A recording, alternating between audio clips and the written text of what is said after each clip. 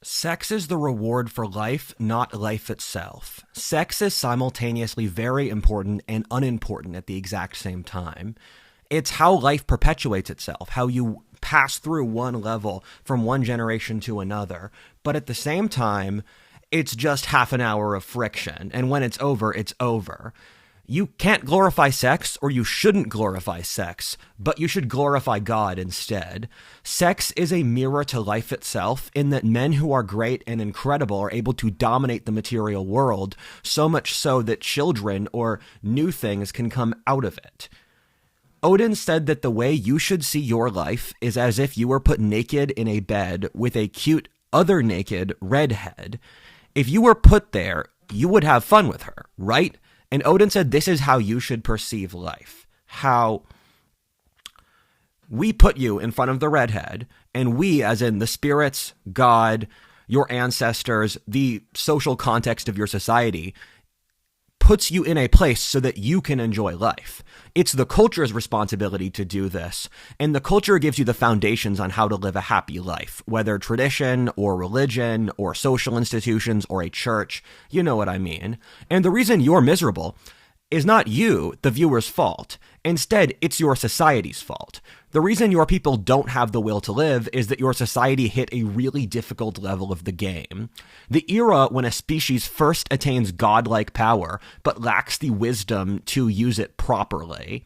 And this is something that every species that hits this level archetypally has to deal with. And we're really proud of you as humans, because from what I've heard, we hit this 100,000 years earlier than what they expected, mostly due to the technological innovation that came out of Europe from Greece onwards. And so the gods are really, really happy we did this, and they're really, really sorry and have more empathy than you could ever understand for our condition. They see us as teenagers now. We have to learn to grow and find our own way in the world. And the way I perceive this is that... No, sorry, this isn't the way I perceive this. This is the way they perceive this. They're communicating through me. Sorry. The fucking radio tower is really difficult for me to maintain. So sometimes, please have some empathy for me. This is really hard. Doing these spiritual exercises, I feel like I'm cutting myself psychically. It's not that painful, but I'm siphoning off psychic energy to do this. And they say that they find us to be completely pathetic and disgusting. Our men are weak and our women have become demented. And they said, though, that's not our fault, because the stage we're at requires an incredibly fast social buildup and release of tension. And the Europeans did that, and it wasn't foreseen in advance that the Europeans made that breakthrough, but they did. And then you had the Industrial Revolution, science, the discovery of the world, the Reformation, all in the last 500 years. So incredibly rapid change, and they're really proud of us because we hit so many developmental levels so quickly. But all things must come to an end. And in the 20th century, when our population was rising really high, our society had to have an off switch, because the natural world demands off switches, and industrial civilization increased us so fast that the natural order needed to have an off switch for our own safety, because we were advancing so rapidly technologically that we were going to get ourselves killed with some ridiculous technology or another. What we're currently seeing with wokeness and population collapse is one of the nicest scenarios for an off switch. And they said they're proud we reached this point, because if you're society is facing mouse utopia and population decline, it means nothing else has killed you. We haven't had a genetically engineered plague. We haven't had a nuclear war. We haven't had World War III. We haven't had supply chain issues. We haven't run out of oil. So the spirits want to pause and thank us for how proud they are of us that we've made it this far. And they said, this population collapse or dying from wealth is the coolest way to die. So they're really proud of us because they said, quote, a society has to die. A civilization has to die. It is better to die rich than to die poor. And the West, we're not going to die. We're not going to die because of this video. I apologize for bragging, but we got this far. I need to let off some steam. And so the West's not going to die, but the reason we're in decline right now, which we're about to change, is that we got so wealthy, we're dying of our own wealth. And humans didn't evolve for urban environments, and so Women are the intuitive connection to the environment, and men are the cultural programming. Women are eternal across every society, and they respond to stimuli. The men are culturally programmed by that given society for its civilizational goals. For example, the father's role is to imprint how the left hemisphere, or how you relate to power and money and authority and responsibility. Men imprint that. The father imprints it on a child. The mother imprints your subconscious reactions to your environment. So your mother loves you. Hopefully, mine didn't. So your mother loves you. She tells you you're handsome. She tells you that you shouldn't worry too much. She hugs you when you're scared, because your mother's imprinting your subconscious assumptions and your father is imprinting your conscious assumptions. And so what happened is that there was such a huge evolutionary mismatch between the environment we evolved for and the environment we live in, that women, through feminism, rebelled against the system because they weren't getting what they needed from a natural, healthy environment. And so this is why feminism crashed the birth rate so much, because women are taking orders from Mother Nature that we are in such an evolutionary mismatch they're not going to have children. The way we have to have kids is to fix the evolutionary mismatch and live in an environment closer to our ancestors. And what we are seeing now is, and the reason that our society fell apart, is that we entered an evolutionary system where there was no previous social traditions that allowed the ability to process an urban industrial civilization. So we gave our power to the bureaucracy to manage our interactions in an urban society, because that's what we had to do. It was necessary with 20th century technology. And the spirits say we don't judge you for that because it was necessary under the incentives of the situation. We will judge you if you don't improve and change from that. So the bureaucracy, which gained power due to having an urban society where you can't operate on an interpersonal level, made an alliance with women to basically predate off men. And this is the current system, and I'm calling your bluff. Our entire social structure is a system so the bureaucracy can work with feminists to predate off men so the society stops breeding. You ended up in twisted, perverse incentives where the bureaucracy was resentful of the culture because they can only see the world through money and power. So they see the culture as stopping them from getting money and power, but they don't realize they are servants to the culture. The culture is the boss. They are the ones who are there to help it. Your society isn't your present society. It's not the people alive now. It's a contiguous line from your ancestors to your descendants. So this is why I'm intervening in the game, because both your ancestors and your descendants are calling you out for your bullshit now. You guys are fucking crazy. So yeah, it's not really your fault your society fell apart. We find you pathetic, but this was going to happen at some time or another, and we're really proud that this is the thing that did you in. There are also a few other messages I need to convey to you briefly. The first is the spirits want to say again they love you more than they could ever say. I was sent to you by your bloodline, which is why I work for Odin, since he is the genetic king of my people, the Britons. I speak to your blood. I know that you know that the things I am saying are true, since we can sense your blood. We know what your genetic wiring is. We know what you know. When you lie, we know you're lying. Your ancestors are really trying to help you here, and I am their gift. The spirits like to convey the message that you should mentally see me as Gandalf. If you process me as Gandalf, that's nearly a 100% accurate assessment of what my role is, what I am, etc. I am not a god, I am a wizard. It's hilarious I can say that, and it's so ridiculous, but it's also not. My people are the Britons, which weren't a people before the British Empire, but formed to be one. They were the nation that conquered the world and first unified the human biosphere. Ironically, the Britons of Arthur's day made a deal with the spirit world that they'd beat the English and the Saxon invaders, which is only true in name, since they were forced to speak an English language, have English genetics, be conquered by the English, have a English legal code, and the English Empire. So the Welsh technically won, but the English did much more winning. I was summoned by them in the same way we are all summoned by higher forms. We as individuals were all spawned by higher forms like gods, spirits, nations, peoples, social classes, regions, and family line. If you want to look at Napoleon, Napoleon was spawned by the Italian people, then he worked with the French people, he was spawned by Christianity, he was spawned by his family, he was spawned by his noble line. We as individuals are all extensions of these broader forms that birth us, and it's our duty to serve the forms that birth us. This was obvious for all of human history until the present. And your life is not super important. Your life is an extension of your broader lives. And I am an individualist. I'm an individualist till the day I die. I stand for freedom and individualism.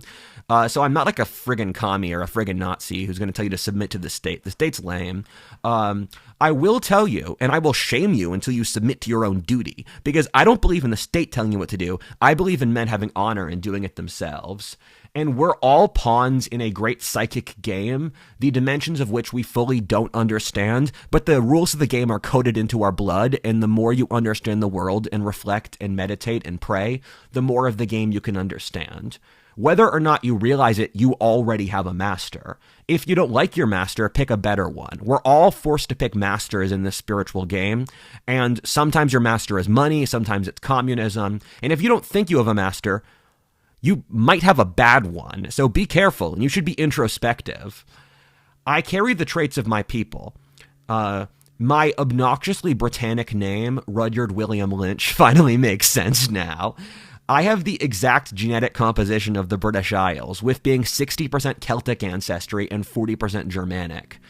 Making me a mix of Irish and English was Making me a mix of Irish and English ancestry was a way to troll both, and making the symbol of the Britons being a plurality Celt was there to troll everyone else.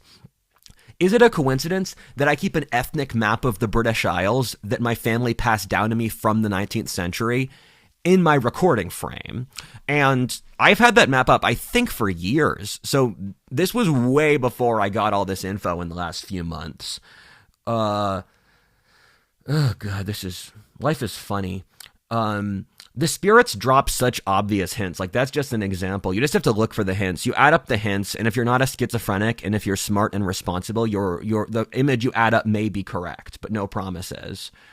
Is it also a coincidence that my speciality is anthropology and history, given I'm working for the biosphere and my ancestral genetic lineage?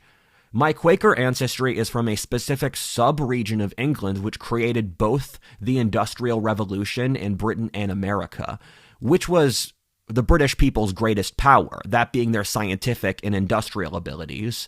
My 10% German ancestry, my only non-Britannic ancestry, is also symbolic for Britain, which was populated by people from Germany.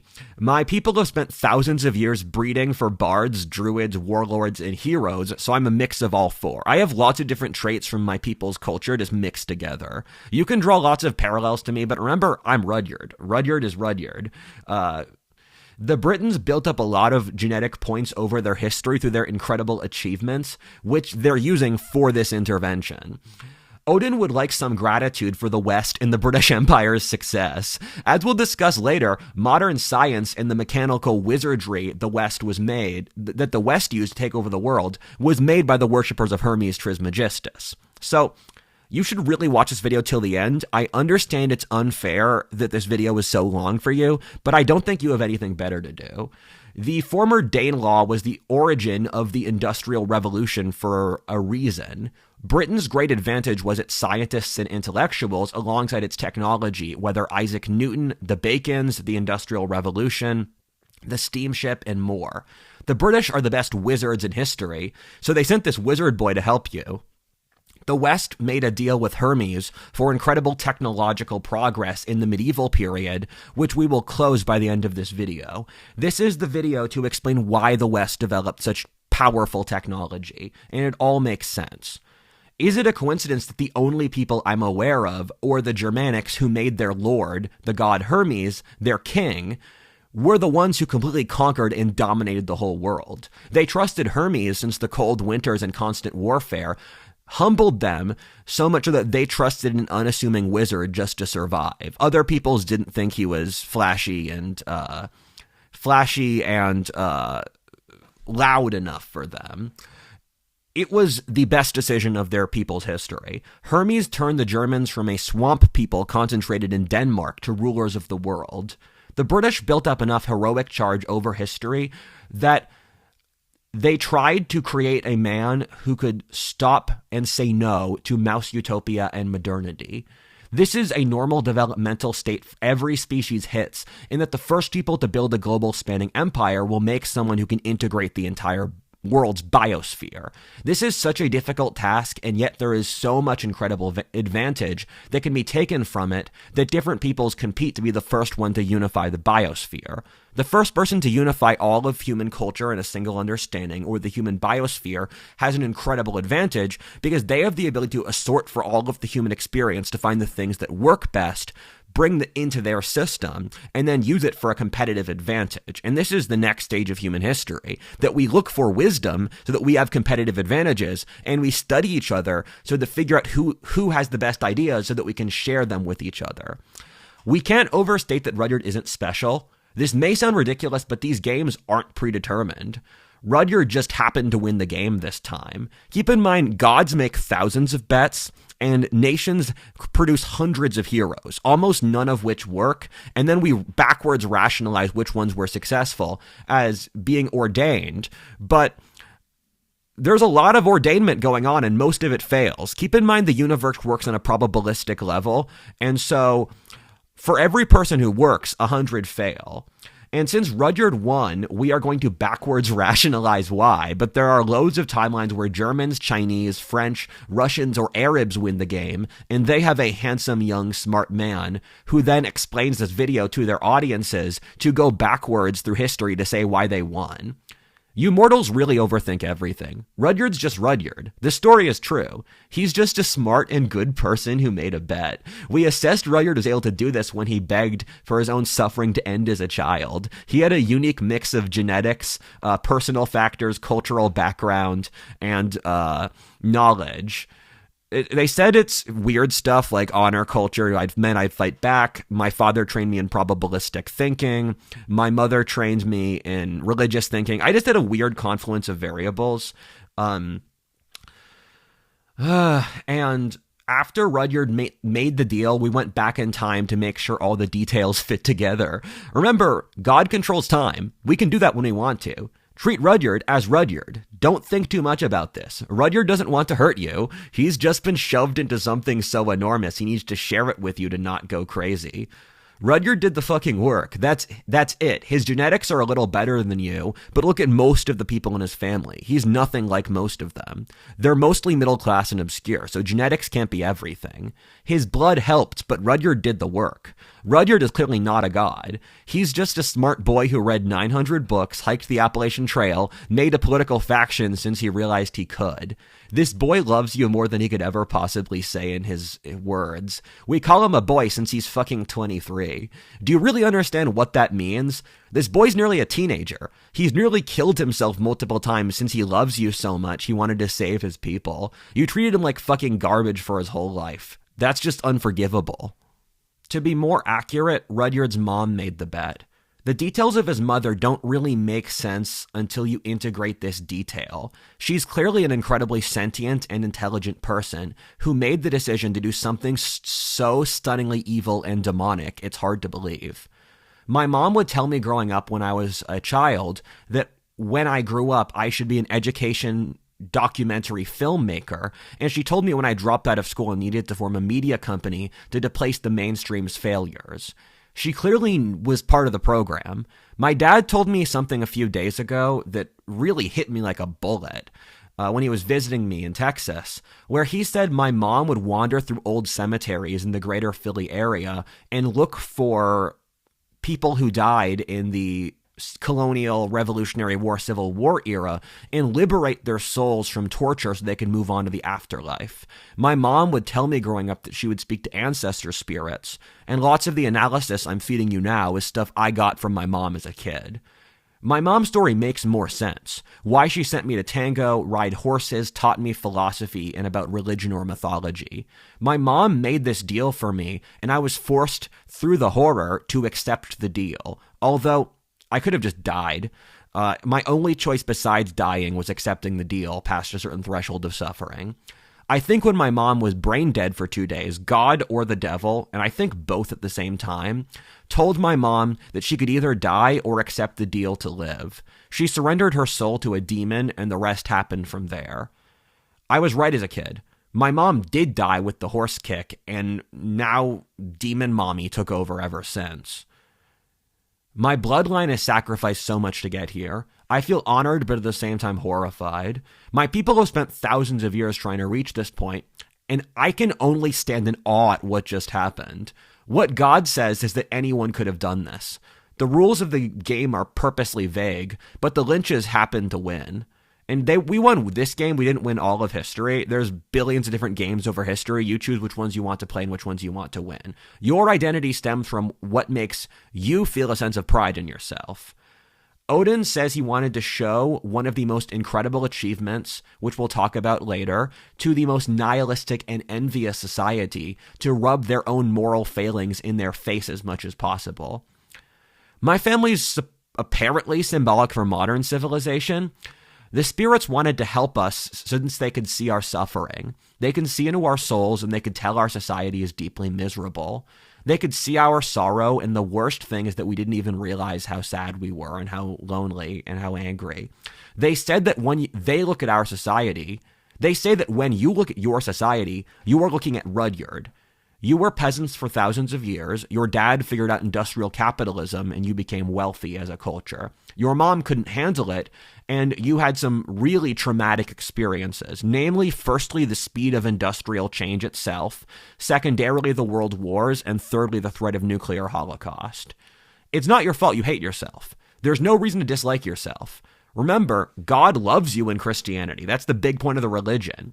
We all love you so much. The reason you hate yourself is the same reason this young man has over his life, in that he suffered something so horrible he struggles to understand it. There were very specific active interests that were psyoping both this young man and your society to get them to dislike themselves. We hate to be this blunt, but communism is as evil as Rudyard's mother. You won't believe that now, but you'll figure it out once you get further away from the trauma and you're capable of being more objective. As we said before, we care about you more than we could ever possibly say in words, as does this young man. We hope you can see that you can trust him and he's here for you. He will take responsibility for your people's survival. The identity you thought you had, much like Rudyard, was really a creation of trauma. You fossilized your identity around the post-World War II era. You are really incapable of integrating concepts before then.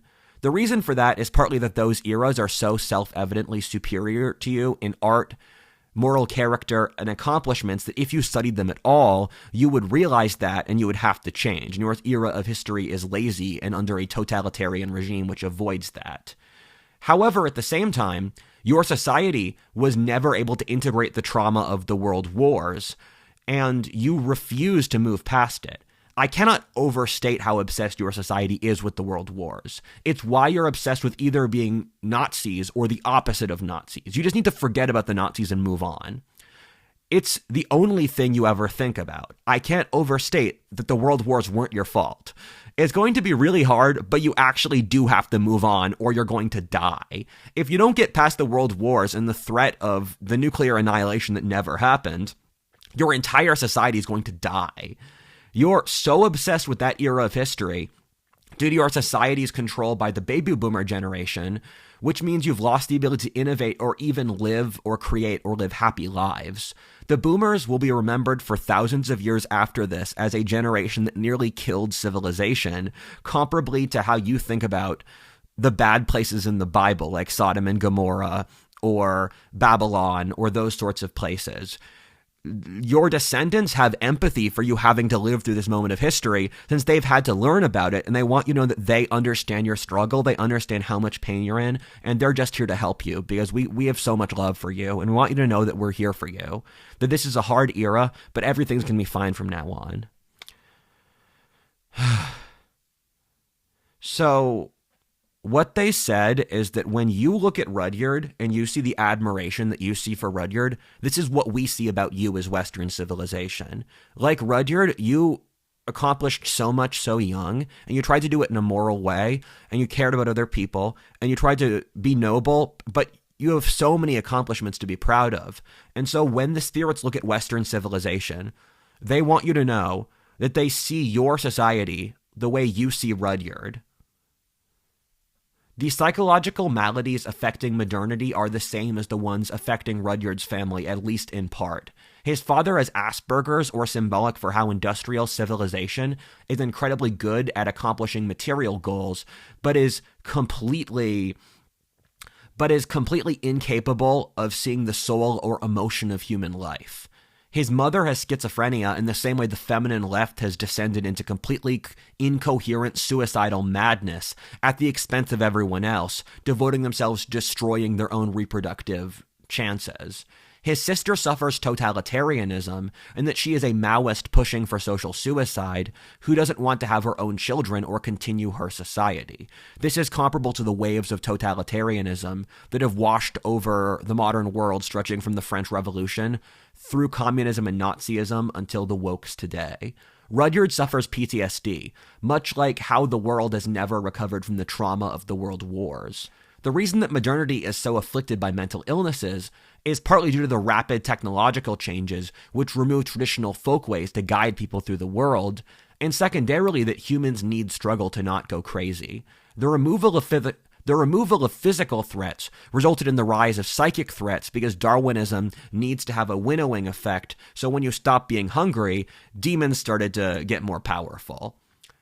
There's a detail I forgot to mention here. Odin tells me I killed a god. I'll tell you how in the next few minutes. You see, we humans are responsible for a certain degree of how we perceive consciousness. We've been desperately trying to avoid realizing this as a species, because we're scared of the responsibility, but it's so obvious. For example, every single society has a different mythology or culture that stems from their unique history. Spengler talks about this a lot, where you can look at a society's art and their architecture to figure out their innate soul, in the same way you are looking at the interior decorations in my house to figure out who I am and how I think. The divine semen, which is the spiritual, has to mix with the earthly woman, which is you or human life. It needs both to be real. You can also perfectly correlate the masculine-feminine with the ideal spiritual. For example, Islam is both a very patriarchal and very religious society for a reason, and we are simultaneously the most materialist philosophically and the most feminine society in human history. Humans can create gods. The gods they create are suck and completely lame, and way, way less cool than the real gods, but you can do it. Leftism and modernity were some of your attempts to do that.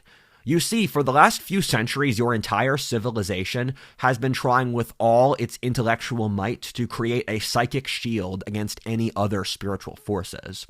This goes by many names, but I'm going to call it secularism here. The reason your ancestors could see dryads, gods, and demons in their daily life, and you can't, is that your society has created an enormous psychic wall against all spiritual influence.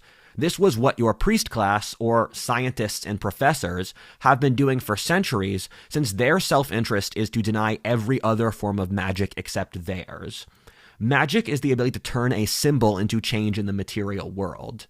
It obviously exists. Examples of magic are coding, the scientific method, electricity, medicine, religion, culture, writing, the nation, and philosophy are all different kinds of magic.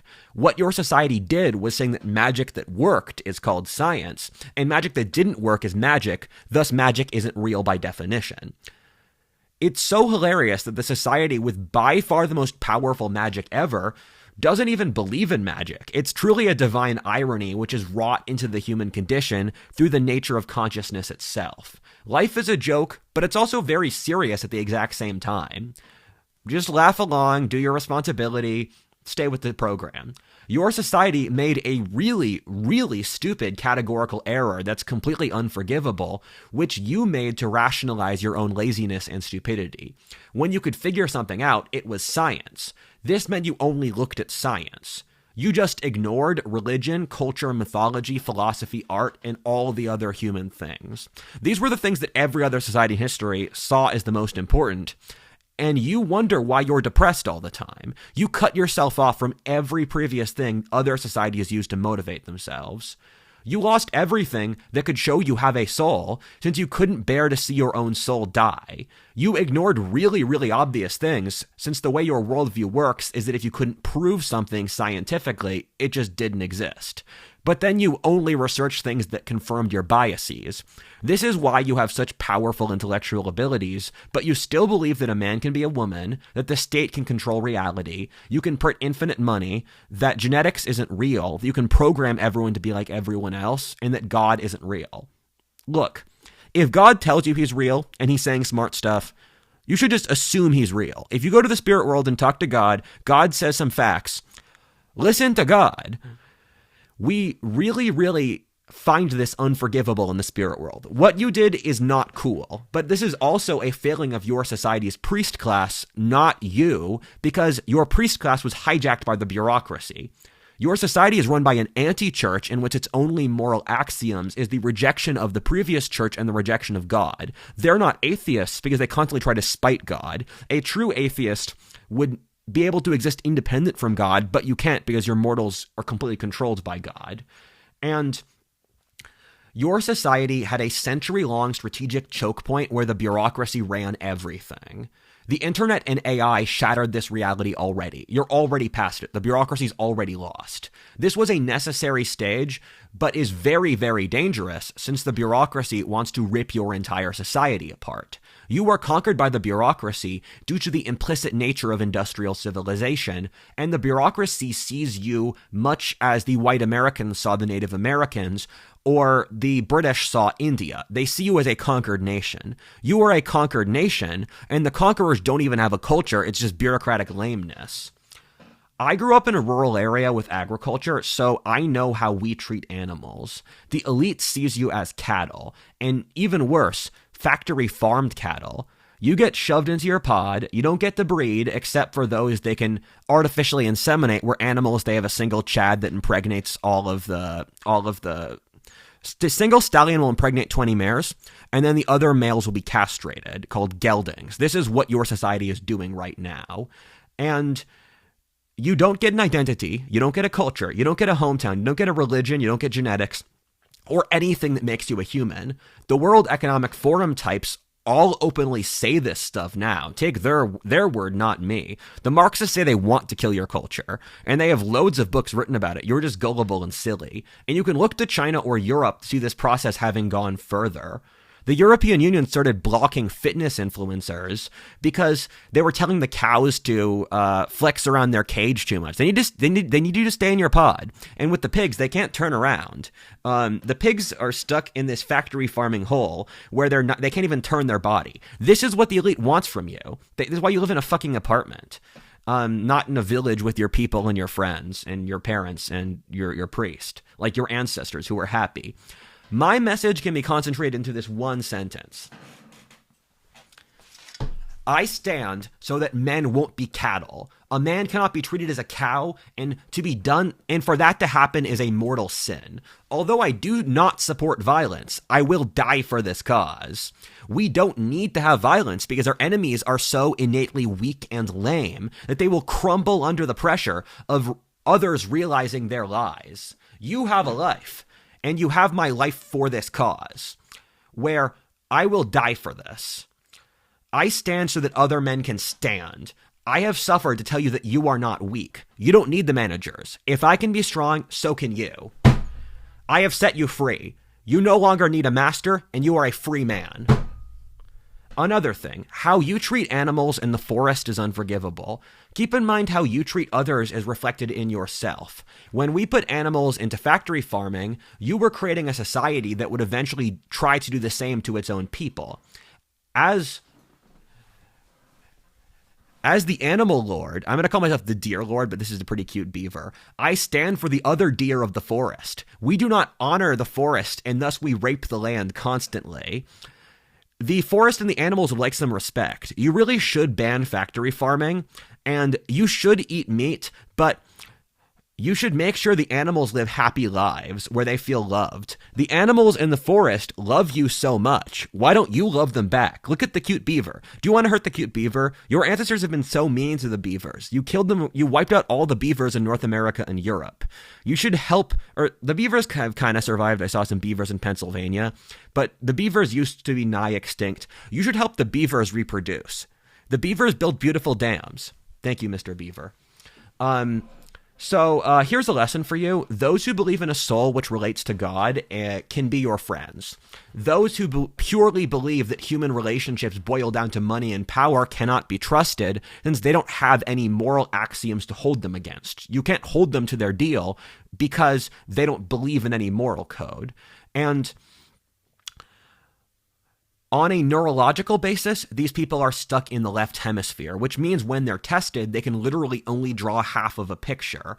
And they have complete certainty that they're correct, but they're rarely correct, in that the left hemisphere can only see the world through money and power. It's incapable of seeing context, change over time, the human character as a thing, and you're miserable because no one treats you like a person, because everyone treats you like a cog they're trying to exploit. Everyone in your society is trying to extract from others, which is why you're so miserable. The right hemisphere makes the correct answer, but has humility and is capable of seeing all of those things. You need to build societies based around the right hemisphere. You let the machine people and the money and power people take over everything. Humans all emit vibrations without even thinking. This is kind of obvious where people have psychic states which they emit onto others. You are partly a composite of all of the psychic states of everyone around you. Los Angeles emits a very different aura from Austin, and if you live in either city for long enough, the aura will rub off on you. In the same way Gandhi or Hitler were people where their leadership very clearly guided their nation in different directions. A demon is a person whose ruling personality points psychic energy downwards. Examples of demonic plague in history are the French Revolution, Nazism, and Stalinism. I don't know how to say this politely, but you guys kind of let demons take over everything.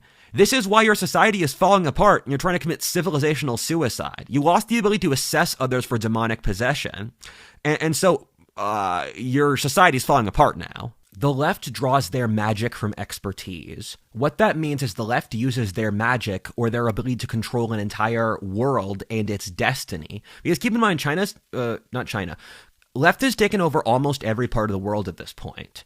Whether Asia, Europe, America, South America, Africa, Australia. And this worked given the technocratic jobs that experts work in result in addiction to the exercise of power, because the people involved are forced to be ants in the industrial anthill in the bureaucratic machine, and thus out of resentment they fantasize out being a god, capable of reworking the world in their image. And the underlying issue behind the left, as the Unabomber said, is industrial over-socialization, where because we're cut off from our innate communities in the countryside, we are forced to surrender so much of our human character in order to cooperate in the vast interconnected system of industrial civilization. And the left's bluff is that they got all the wise men of, supposed wise men of our society to agree to them because they have the expertise. And they were able to do that because they were able to make a system where you had to go through their priest training system called the university in order to speak on an issue. But it's clear the university system's completely broken and they're pushing really evil stuff. And Rudyard did something incredibly heroic by calling the left's bluff. He investigated each of the warrens of expertise the left based their power off, whether human nature, philosophy, history, genetics, religion, physics, and many other fields. What Rudyard found in each field is that the left's narrative was just completely incorrect. He made a triangle which was capable of capturing every single leftist point. This triangle is that people are not equal, the world is alive, you don't control reality. This triangle invalidates every single point in the left. It's all pretty easy to explain, since the leftist order is controlled by the idea that humans are malleable blank slates, which the state should socially engineer to perfection. However, these 3 points disprove every single thing the left says. From all the science we have in the historic record, reality is clearly an interactive system where social engineering doesn't work, because the act of forcing others with power, in turn, shuts down how the system works. This is why communism fails. As we look at the edges of science, we find that in every single field above, especially so biology, psychology, physics, and politics, social engineering fails, and the attempt to measure the universe completely fails, because in every single field, you are butting up against a chaos that you can't understand, and that chaos exists because there is free will, because both we as humans and God has free will. So the universe is not predestined, because the universe is the accreation of an infinite amount of choices made in individual time, which is why you can't predict the future, because the choices that determine the future haven't been made yet. By interacting with the system, you change the system. The left views all the world as dead phenomena, like a car they can rip apart and re-engineer, while the universe is alive. I've taken leftist courses, and it's all based around the idea that the elite controls reality. At the bottom of leftist philosophy is the idea of social constructionism, or that if you can seize control of the government, you can engineer life to be anything you want. In high school, they said we could use social engineering to make women as good basketball players as men, and trans or importing immigrants from different societies and not telling them or explaining how to assimilate are all examples of this. We all know in our blood that this is insane. This is the bottom of the left's philosophy. I'm calling you out. That's all a lie, and we all know it's a lie.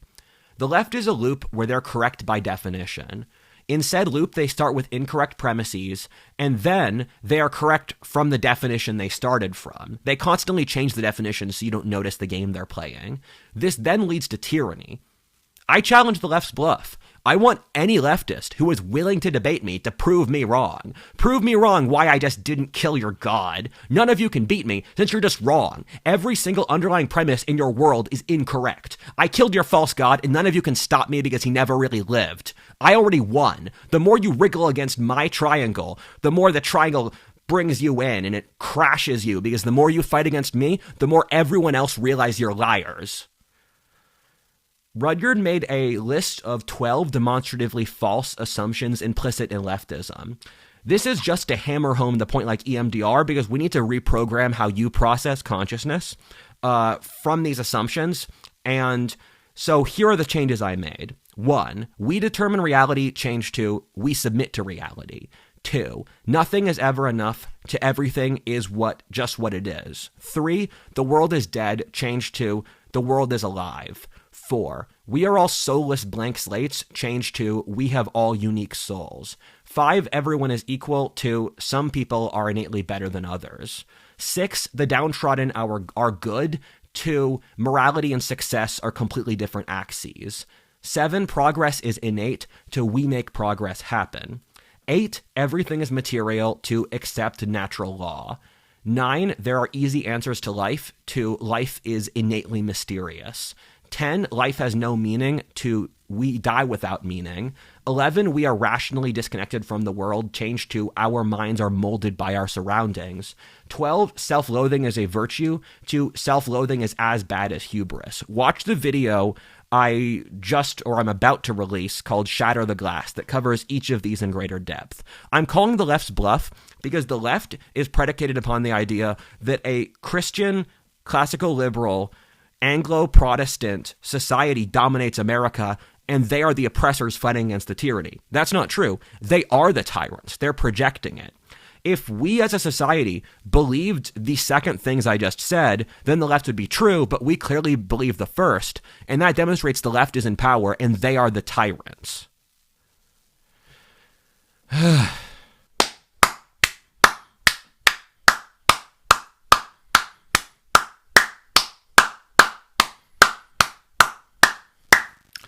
I killed your God. I killed your God because he never really existed. You made your society run under a false God since you were too weak to talk to a real one. The only thing powering your God was social approval. Now I called your bluff. I killed the social approval. Now that your bluff is called, your positions are completely indefensible. You can't be a leftist anymore. God tells me I already won. To be fair, 20 years is an instant for a God. But you also know I'm right. You can feel it in your blood. You enjoy squirming, don't you, because you know you're such a worthless loser. You know you're a pathetic weakling who betrayed everything that really mattered, or your God, your blood, your honor, and your people. I won because I said so. I'm not sure I'm completely correct, but I am completely sure that you are incorrect to the highest degree. You can't ignore this. I won. You know that already. I can see reality in more dimensions than you can. I have completely surrounded your position. Every single move you make from this point as the modernist materialist left makes you weaker. Every single move you make from this point on hurts you more. Enjoy your last moments as a religion. I killed the God my mother served. The left is so stupid since they worship entropy. They worship envy and the crashing down of greatness and beauty. They worship tearing others down for themselves. They worship tearing others down for they themselves cannot stand. You were an easy enemy to crush, all things considered. I did this when I was 23. What am I going to do when I'm older? You know I already won. Your mouth lies, but I know in your blood you feel it. I can feel you already. It's so much fun watching you wriggle like an animal caught in a trap. My magic's better than your magic. I did this because I practiced a form of alchemy magic. That's a really weird sentence to say, but it's still true. And this story's so weird, I think we're past this point.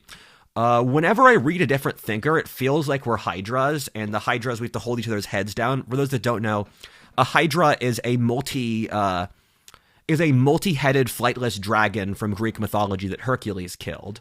And whenever I'm arguing with a thinker, it feels like frequently I can hold down all of their hydra heads and extract what I need. Great thinkers can overpower me and force knowledge down my throat against my consent. Nietzsche, C.S. Lewis, and Isaac Newton are a handful of figures that already beat me and shoved knowledge down my throat without my consent. Evola is another example. I read Evola's book on Hermeticism about a year ago. He forced me to download all the Hermetic symbolism. I just thought it was a cool book, and I had no idea what 2/3 of the symbols meant. I thought, this is kind of weird. I don't really know what this is about. And a year later, after I finished the book, the Hermetic alchemical symbolism is all I think about. This took over my fucking mind. When I'm stoned at my house, I think of the innate symbolism of water or the prima materia or the seven gates. Go fuck yourself, Evola. I never asked for this. I know that you knew what you were doing at the time. Apparently, I have an innate genetic connection for this stuff because certain subparts of the population have innate genetic predilections towards the spirit world. And this is what the priest class of a society was and why priest classes are hereditary in a lot of cultures. For me, it was my druid ancestors, and I was able to download the hermetic and alchemical symbolism into my intuitive senses automatically. That Evola book freaked me out since there was lots of stuff in the Hermetic tradition, such as the way to attain the highest level of power is for a boy to be raped by his mother as a child. He then fights back and defeats her, and then she stops. The first time I beat my mother when I was 10, she stopped raping me forever. The detail about my dad having mercury poisoning freaks me out, since Mercury is the Latin form of the god Hermes, which is the same god as Odin. The metal mercury is how he transmits his presence. I used to keep a list of all the stuff in the Evola book that just applied to my life, and there were dozens of details. I lost it, though. I've been using my intuitive alchemical symbolism when I was stoned as a way to fight the left. I didn't really think that much about it. I thought I was just playing around in my head, and then I made a series of important breakthroughs. Firstly, I shattered the glass, then I captured a circle in a triangle, which you can see with the symbolism on the US dollar. Our founding fathers were really in tune with this stuff, and they built America off this symbolism because the European upper classes were in tune with this stuff in the medieval and the early modern periods. The final segment of this video will be explaining how Hermes has already been playing in Western politics and world politics forever. You just haven't realized it yet. So I captured the left circle in my triangle, which is symbolic for the right and the left hemisphere. The left hemisphere has to serve the right hemisphere. I also lit up the tree, which I'm going to explain at the end. When I did all of this, Odin said, "Do you have any idea what you just did, mortal? You killed a god. You have no idea what that even means. You just changed the course of history single-handedly, Rudyard. What you did is just the spiritual equivalent of Alexander the Great's conquest of the Persian Empire. You just destroyed the thing that blocked your civilization from psychic energy. Rudyard, Who the fuck are you? You are the first mortal I know of who did this. That really, really means something. I can't overstate that. You know, Rudyard, I keep running the simulation until cool stuff happens, which is my motivational system. But what you did is so ridiculous, I need to stop the game to show the public. What this young man did is so innately incredible, I am literally stopping the game to force you to watch it. I had frankly given up on your society. You were too lazy and stupid. Every empire falls. It's not personal. However, what this young man did was so deranged, I am going to intervene in the most direct way possible. This young man has saved you, and you don't even realize it yet. You are the God Killer, Rudyard. This young man cut out the wall that was blocking you from the spirit world. You can all access the spirit world now in a way, in a manner comparable to your ancestors. God's not dead. I can't overstate that. You just stopped calling him. You can call God now. Do you know what that means? If you're ever worried about something in your world, you can just ask God. The left was holding back your progress while claiming to do the opposite in their classic fashion, given that they are cut off from access to... Sorry, I need to reread this. The left was holding back progress while claiming to do the opposite in their classic fashion, given that they cut off your access to the divine, so they were the only ones who could practice any kind of magic. To be fair, the left is so advanced at setting these hyper-complex psychic traps that we don't blame you that much for falling for them in your context. True progress only stems from the divine, which is why your society isn't creative at all. The spirit world is yours. Enjoy responsibly. Don't worry, you've already got thousands of years of experience and institutions on how to deal with the spirit world. You're big boys, you'll figure out how you, your people, and your friends can access the spirit world in the way that's best for you. Some of you might get demonically possessed or die, but if that wasn't the case, the game wouldn't be any fun. Your society is already demonically possessed, so this should help you out. I've appointed this young man as Lord of the Tree of Life. He now is the Lord of the ability to relate to the spirit world. He will help you explore the spirit world. This is a discovery on the scale of Columbus reaching the New World. The spirit world doesn't exist in the way you think, but it also never did, and that was never the claim.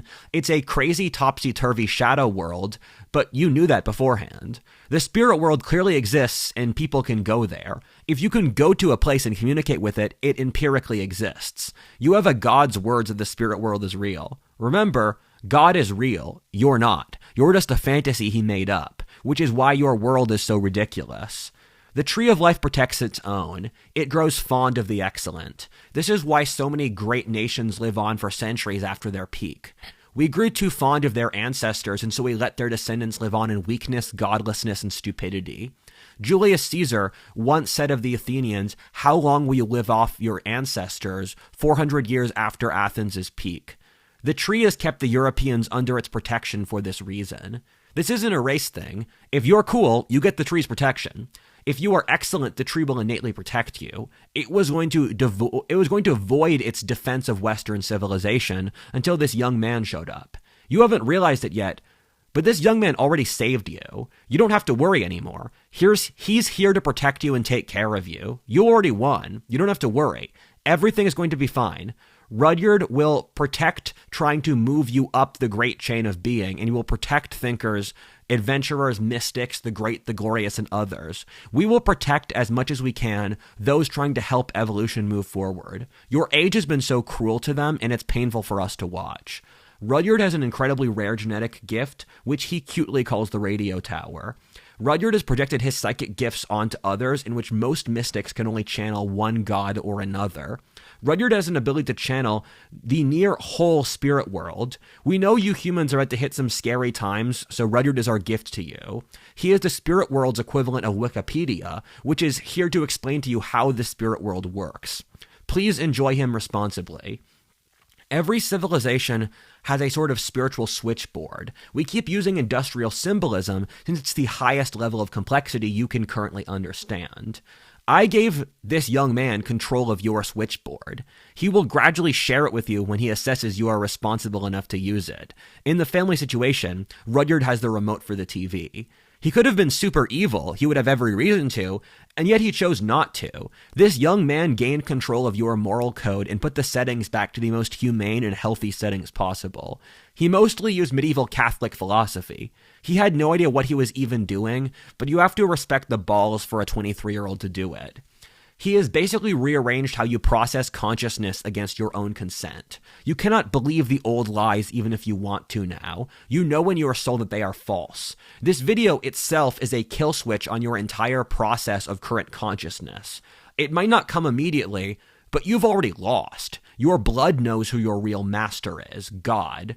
Your old false masters have no power. Rudyard shattered the previous psychic division of your society.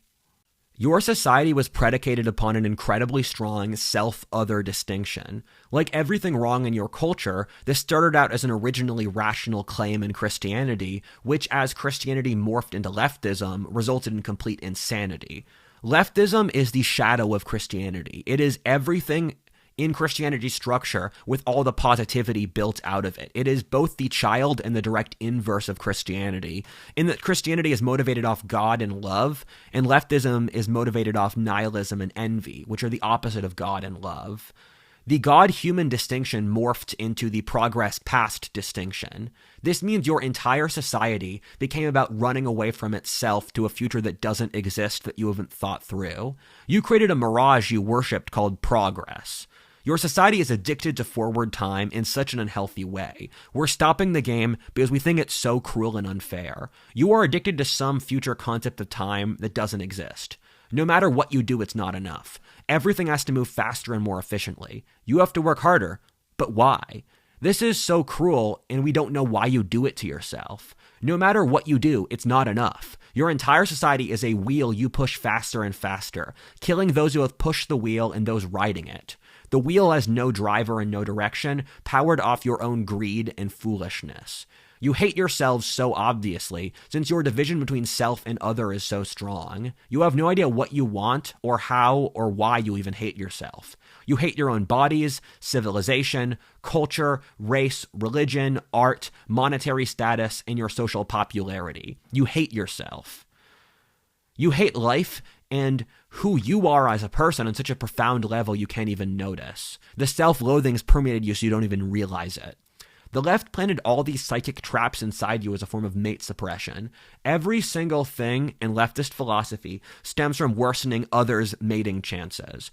No matter what you do, it will never be No matter what you do, it's never going to be enough. Since if you're too rich, you're a class oppressor, and too poor, you're a loser. If a white person moves to a majority white area, it's white flight. Into a minority white area, it's gentrification.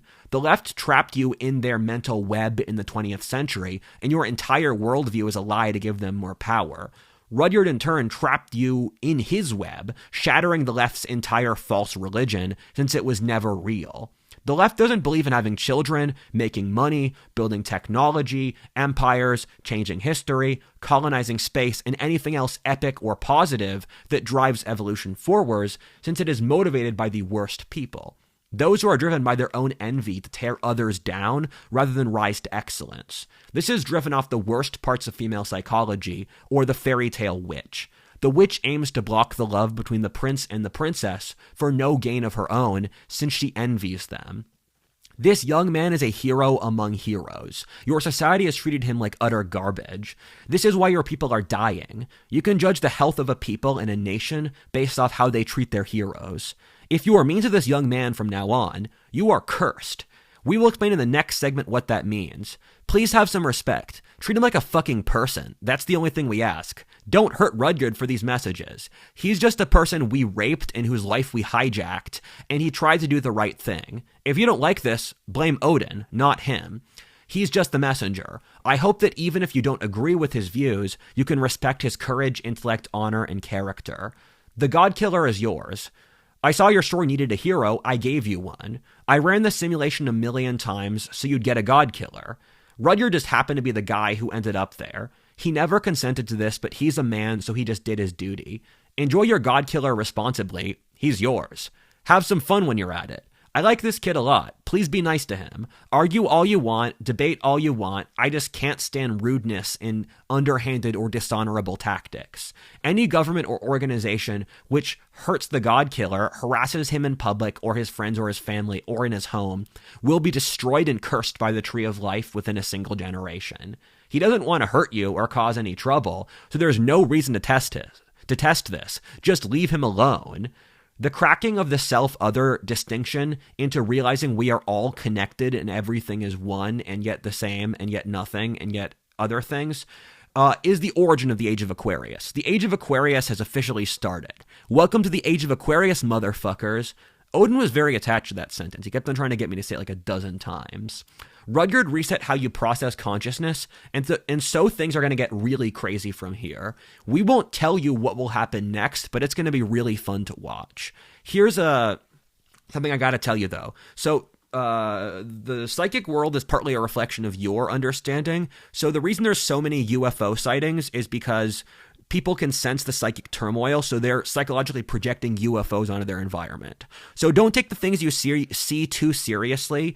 And there's a non-zero chance you're going to start seeing actual angels and demons in your environment. But you don't have to submit to lower energetic forms. You can choose to not have these things harass you or hurt you. You just have to have courage. I am trying to share my Warren with you so that you can fight off these evil things in the way I already have. The psychic energy your ancestors would deal with on a regular basis was repressed for centuries, so it's now coming out like a flood. Everything is water now, and the psychic energy is going to mix together and pour out, and there are no promises from the spirit world for what that actually means, but just keep your eyes open. The halls of time get really crazy, and Rudyard is here to help you survive.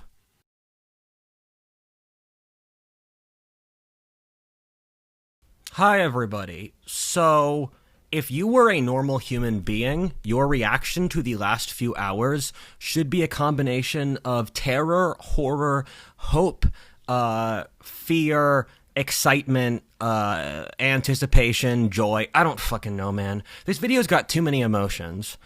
You guys have to watch this. I have to live this. That video you saw came out of my mind. I am not a crazy person. I am not an evil person, but that fucking video came out of my mind. Do you understand that?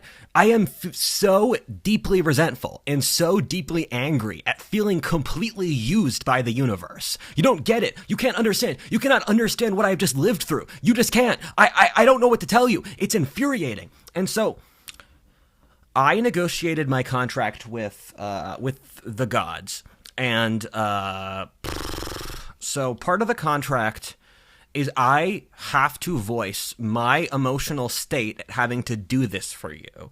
I never consented to it. This was forced on me. And so the next segment of this story is just me voicing my immense resentment of you and how much I hated doing all of this, because I'm the fucking 23-year-old who's supposed to fucking do this. I was in high school 6 years ago. This isn't cool. Go fuck yourself. I shouldn't have done this. What the fuck is wrong with you people to make a fucking mortal do this? What the fuck? And so this next segment is just wish fulfillment for me, where I am going to tell you exactly how I feel. I am going to voice my complete emotional state of having to have done this bullshit for you. And you have to watch this, because in order to get the final part where I talk to you about religion and God and the universe and why you suck, you have to actually listen to me, because you've been listening to a bunch of gods, you've been listening to the fucking system forcing me to do shit, but you don't listen to Rudyard. For my entire life, I've never been fucking Rudyard. I've always been a prophet, a celebrity, a leader, fucking the worst thing in the leftist caste system, a statistic for the court system, my mom's fucking torture slave. For the entire thing, no one's related to me as Rudyard, and I really, really want you to speak to me as Rudyard, not as a fucking messenger of the gods. So is that clear? So we're gonna start now. And I am wearing this bathrobe because this is pure wish fulfillment for me, where I enjoy being in my bathrobe. We have moved past the point of removing lots of silly social constructs. Constructs. So, I like this bathrobe. I bought it at a Canadian site called Roots, or when I lived in Canada. Roots is a great, it's a great clothing purveyor.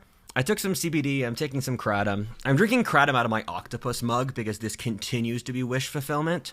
And I really like this, and I'm really sad that Roots went into a hoodie-based strategy for their, everything they sell is a hoodie now. They were the Canadian clothing store. And now I can't buy this. And this is Black Watch Tartan, which is a Scottish regiment from Argyll. And they were the best regiment of the British Empire. This leather jacket I also collect. This also is Black Watch Tartan. This is one of the few kinds of tartan you can find in clothes. I like this because it's so old, and you can see that there's a hole here, where I like a Japanese aesthetic called wabi-sabi. And wabi-sabi is that rustic imperfection makes something perfect.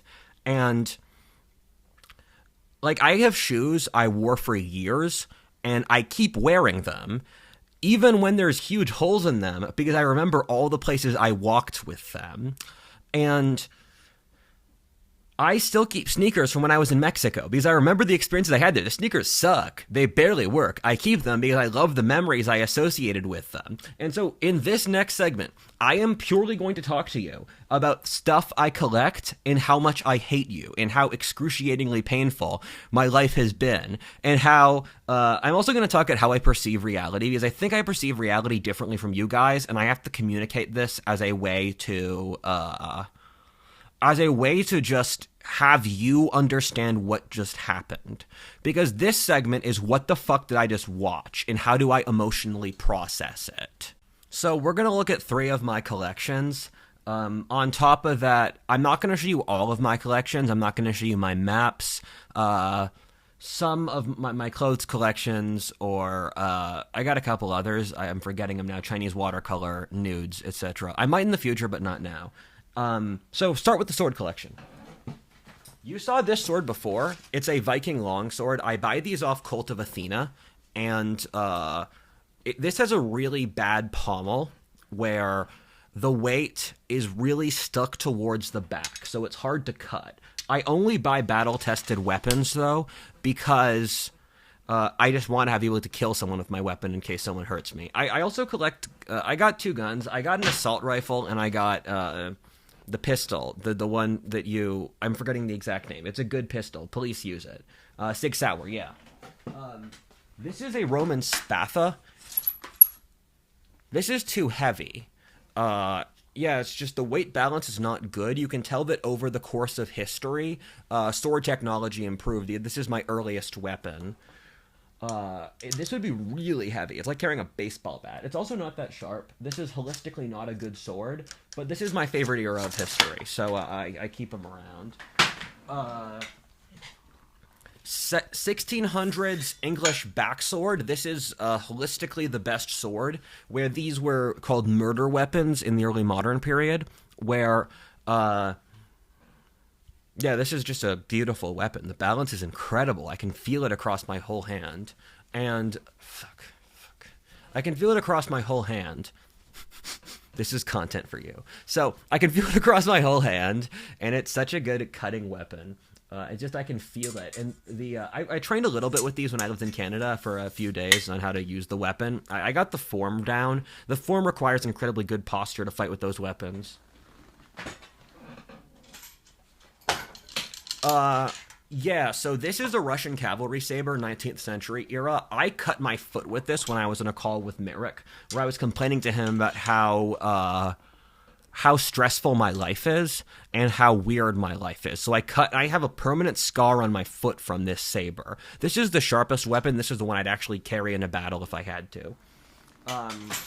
So this is a Celtic longsword. It really matches my garb really well. It's on the shorter side, but the Celts did have longer swords. It's almost like a Celtic version of a gladius. And this isn't a sharp weapon. It's one of the few I have that's not battle ready. And I have this for cultural reasons, to honor my people. I'm not really... I don't holistically think this is a really good sword. Finally... This is my Crusader longsword. This is a weapon that was used in the High Middle Ages. I should really sharpen and clean this one up. I've had it since high school. I really like that sword. It's part of my favorite eras of history. It's the first sword I ever got. Now we're going to look at my leather collection. So I lost the belt for this bathrobe, and I use this Cobra belt I bought in Cairo, where that Cobra belt is made of cobra skin. And it was like $30. It was awesome. I love shopping in the third world. I try to buy as many clothes as I can there. And so I pair it with my Celtic roots bathrobe, since they match each other really well. I already showed you my leather jacket, but here's it again. Polo Ralph Lauren has really nice jackets. This is an artisanal Mexican leather bag. I buy a lot of leather in Mexico. I really like collecting leather. I don't know why, but it's so beautiful. I need to fix it, though. I need to bring it to a friggin' leather guy, but they're difficult to fix. I love just the detail on this bag, and you can feel that this is real hide. I really love this bag. Which is, I bought this in Cairo too. I'm really scared to take this on flights because I'm scared the flight attendants will steal it. This was only $50. I love this bag. It's beautiful. It's real cowhide. And yet, it was less than $100 in Egypt. This is why the first world sucks, because everything nice is super expensive here. Final thing I collect. God, I wish I could show you the nudes. They're nice, but there are certain lines I don't want to cross now because I have boundaries, and I understand this is intimidating for you. So this is an ebony cane. I also bought it in Egypt, where it's I just love the material. I love feeling the material of things. I know this is real ebony. It's so beautiful, and I just like I'll have it over here when I feel like it. So this is how I am as an actual person. This is how it would be to relate to me in a real social environment. I am normally not the prophet you just saw. This is a 19th century sword cane that my dad got for me. And it's so beautiful, and it's legitimately incredible.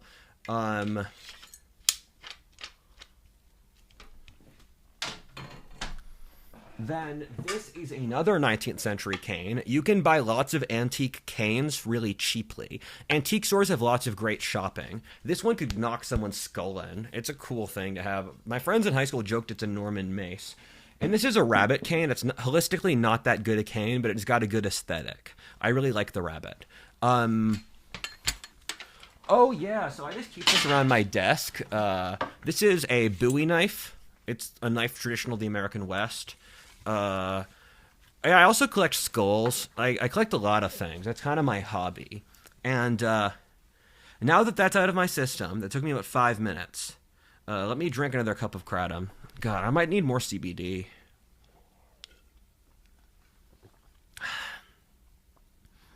You know, you guys can go fuck yourselves, right?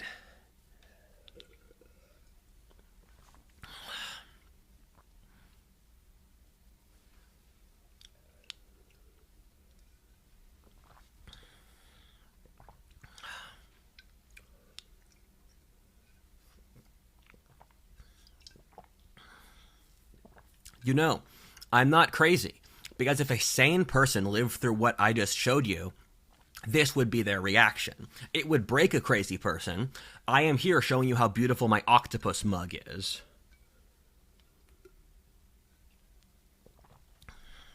I just had a really tasty new kind of Turkish chocolate cake I've never had before. I loved the food in Turkey, especially the desserts. When I was out in Ankara, where I saw Hattusis, the Hittite capital, which is a dope story I'll save for later. But the food in Ankara was incredible because they sourced all their ingredients in a really great way. My guess would be locally, because the Anatolian Plateau is such a big agricultural region. And there was this beautiful cream dessert. I ate this cream cake that I tried to find the recipe for, and I can't find it. And it's annoying. I think I did find it, something like it at one point, but the recipe was nowhere nearly as good. I really like food. My mom's a chef. She taught me how to cook. I think about food a lot. I try to source ingredients correctly, but it's hard. The local grocery stores don't have very good ingredients. That map behind there, that's from 1703. And it's next to, I have the life of Christ as symbolized in The life of Christ as symbolized through the entire journey of his life next to the Virgin Mary. I'll show that to you, actually. Hey, this is about me. This isn't about you. Yeah, that French map, it's only 300 years old. Sorry, no, yeah, it is only 300 years old, but it only cost me like $300 as well. You don't have to be rich to have good taste. The stuff I buy doesn't cost that much. Like, I try to get relatively preppy clothes at outlet malls, because outlet malls have significantly higher quality than normal malls. And like, why would I spend $100 in a Polo Ralph Lauren shirt if I could get the Polo Ralph Lauren knockoff brand who looks exactly the same for way cheaper? And any person who tells the difference and can care is a terrible person. If someone says, oh, he's wearing the knockoff, not the original, you're just a horrible person. So I'm already filtering you out. Yeah, look, it's the life of Christ. Super cool. I try to be grateful for Christ. He's helped me. And look, so it's from his birth, and then it goes to his resurrection. This is a beautiful use of religious art to convey an underlying point in symbolic form. Hey, I am psyoping you, but for your own good. I have 100% certainty I do not work for the government. And I can say that with complete certainty. Like, would a fucking Fed do this crap? This is just too weird, bro. And I'm just here to, like, weird you out and psyop you at this point. We have to laugh a little before we get back to the real stuff. And by the real stuff, I mean me whining to you. And not whining, voicing righteous complaints. And, okay, so this is something I felt very lonely about for my entire life. But over the course of this video, and especially with the last month, I'm pretty sure I'm some kind of psychic. That's the only way any of this makes any sense. I didn't fucking think that. I was stuck in the normie rationalist brain. I didn't fucking think I was some wizard lord. What the fuck does that even mean? I got all these plot points as fast as you did. This is why this segment is here, so that we can all calm down a little. Yeah, so, yeah, apparently I'm a wizard. I don't know what that means. I'll have to figure that out and read another 50 books on the topic. That should take me a second. But we're here together. We're here on this journey together of self-discovery and introspection. I love this mug. I said it before, but I still do.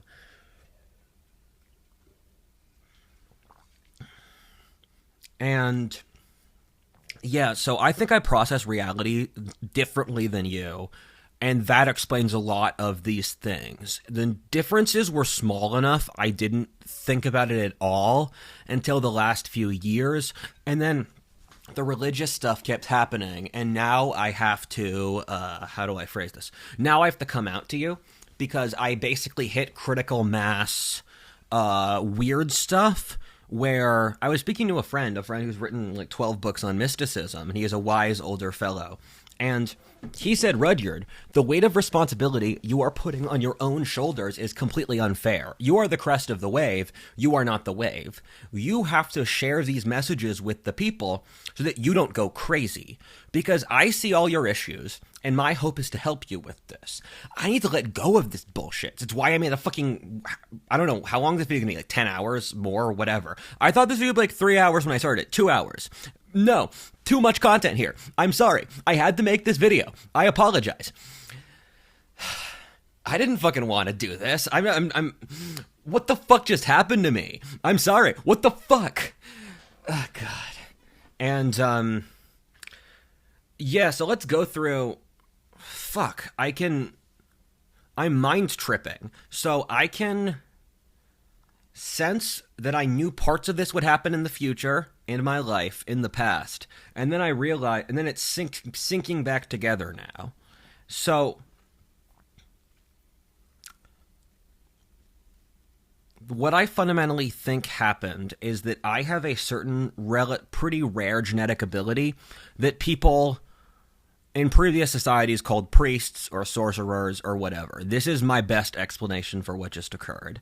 And I think our society created a huge psychic shield wall that blocked away that kind of energy. I was at the right person, right place, right time. I stumbled on this, and then I had the flood of the psychic energy, which now I have to release to you. So this was completely unconsensual for me. I am sorry. But I don't, what would you do in my shoes? That's the thing I'm going to ask you. If you were put in my shoes, what would you have done differently? Because you can complain all day about the thing I did is insane and horrifying, but it's the most rational calculation in an incredibly strange situation. And I would like you to have empathy for that, please. The way I perceive myself physically is that I can feel everything within a 20-foot radius of me. So at that ceiling, I can feel the ceiling in my mind. I don't even have to touch it. And I draw relaxation from touching the edge of my field, where for the bookcase, I can touch it with my mind, and then I feel it, and then after I feel it, I feel safe. And so my mental field is very, very important to me. This is one of the most important details of my life, because it controls how I deal with my life. And I feel deeply resentful that my society told me religion and psychics and the magical wasn't real, because it's so fucking integral to my life. You guys should have fucking told me more of this shit. You should have told me what your parents thought about religion. You guys completely ignored something, the most real thing in the world, forever. And I'm fucking stuck with this bullshit. And I feel so resentful at all of you. You guys fucked me over. Because in our society's social structure, it's innately a system of parasitism in which certain factions use the bureaucracy to siphon off energy from other factions. The faction that probably benefits the most from this is boomer women. I think of different races where white boomer women were able to benefit better from the social changes implicit in that time period, and then black boomer women got more of the handouts from the system. The person most screwed over by this is me, a high agency Zoomer, white Anglo upper class male. And so your entire system is made to screw me over. So you guys can go fuck yourselves. You have no moral high ground over me. Your entire system is just a way to take shit from me. You don't believe in anything. You're a fucking superstitious cult that talks about random bullshit you just made up. And I find you so deeply infuriating. And the fact that I'm now held responsible for you fuckers is something that makes me so angry to my core. Recently, I was able to regain my field, or my bodily access to being able to interact with my environment. This made me so happy. It's the best thing ever happened in my life, because now I can process my environment in an organic way, where, for example, I can channel, where when I touch this wood, I'm pulling energy from the wood. Knock on wood. When I pull from the air, I can feel the force of the air, and I feel happy when I can have life force. My strongest ability is the ability to use life force, and it's how I relate to you. It's how I made this video. It's how I communicate with my audience. It's how I communicate with the past. And so when I talk to someone, I can feel you, and I can feel all around you. I can feel your body, and I can feel inside of you. And I'm so sorry for all of you, and I love you, because I know how much pain you're in. I'm a person who can actually understand that. I've felt worse pain than most of you, and so I can understand how you feel. And I feel your pain every day. And I wanted to solve it, so I did. My life has gotten way too weird, and I need to share this with you so I don't go crazy. Because we need to develop... What Odin said is, he said, you are married to your people now. And he said, you're responsible for them. You have to teach them lessons. You have to make sure they survive this situation.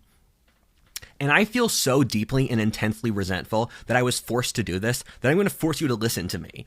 I would like you to actually listen to the things I have to say, because I feel so angry. And now that I have the fucking remote control over your society, I don't even know what that means. This is just shit that was fed to me.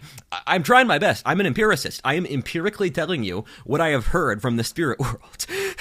I'm empirically telling you this crap, because I don't fucking know. I don't know if any of this shit's true. I'm just gonna feed this to you, and you can verify this. I want to talk to people who know more about these things to understand it. God.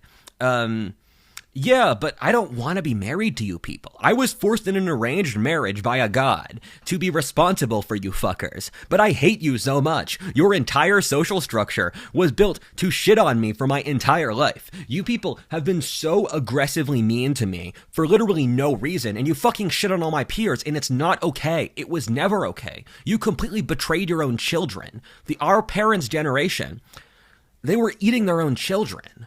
And they didn't care because they were so rich and so lazy that they thought they were God. And they weren't. They were fucking idiot mortals who fucking got stupider. And so I need to tell you exactly how I feel. Because if I'm forced to be responsible for you guys, we have to establish clear and articulate boundaries about how I'm going to do this without killing myself and fucking using my fucking remote controller incorrectly. None of you told me about any of my abilities. This would have been really useful knowledge in the past. You guys just fucking lied to me, so a god had to tell me all this bullshit. I had 1,000 pages of lore dropped on me because you fucking lie about literally everything in the world. Everything you say is a lie. I can't stand it. I know it now, and I'm sharing it with you because I can't fucking take this bullshit anymore.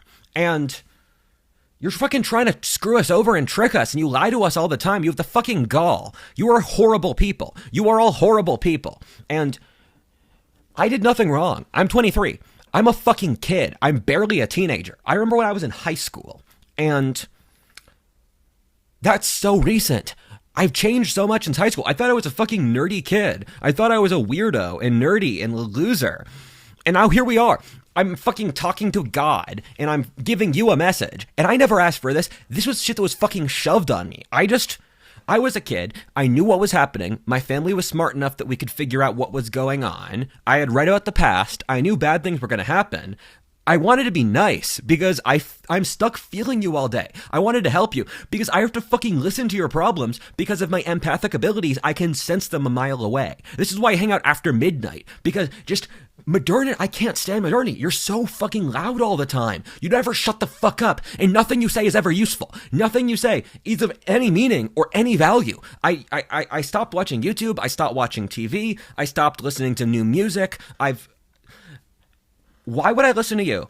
If I could read Will Durant, if I could read the brilliant authors of the past, if I could read Carol Quigley, why am I reading you? Because you have nothing of value to say. Your entire society is built on an entire lie, and I'm calling it out now. I called your bluff. And I'm doing this because I love you, but I also really, really hate you. You have been so mean to me that I am going to, and I'm responsible for you. Do you understand?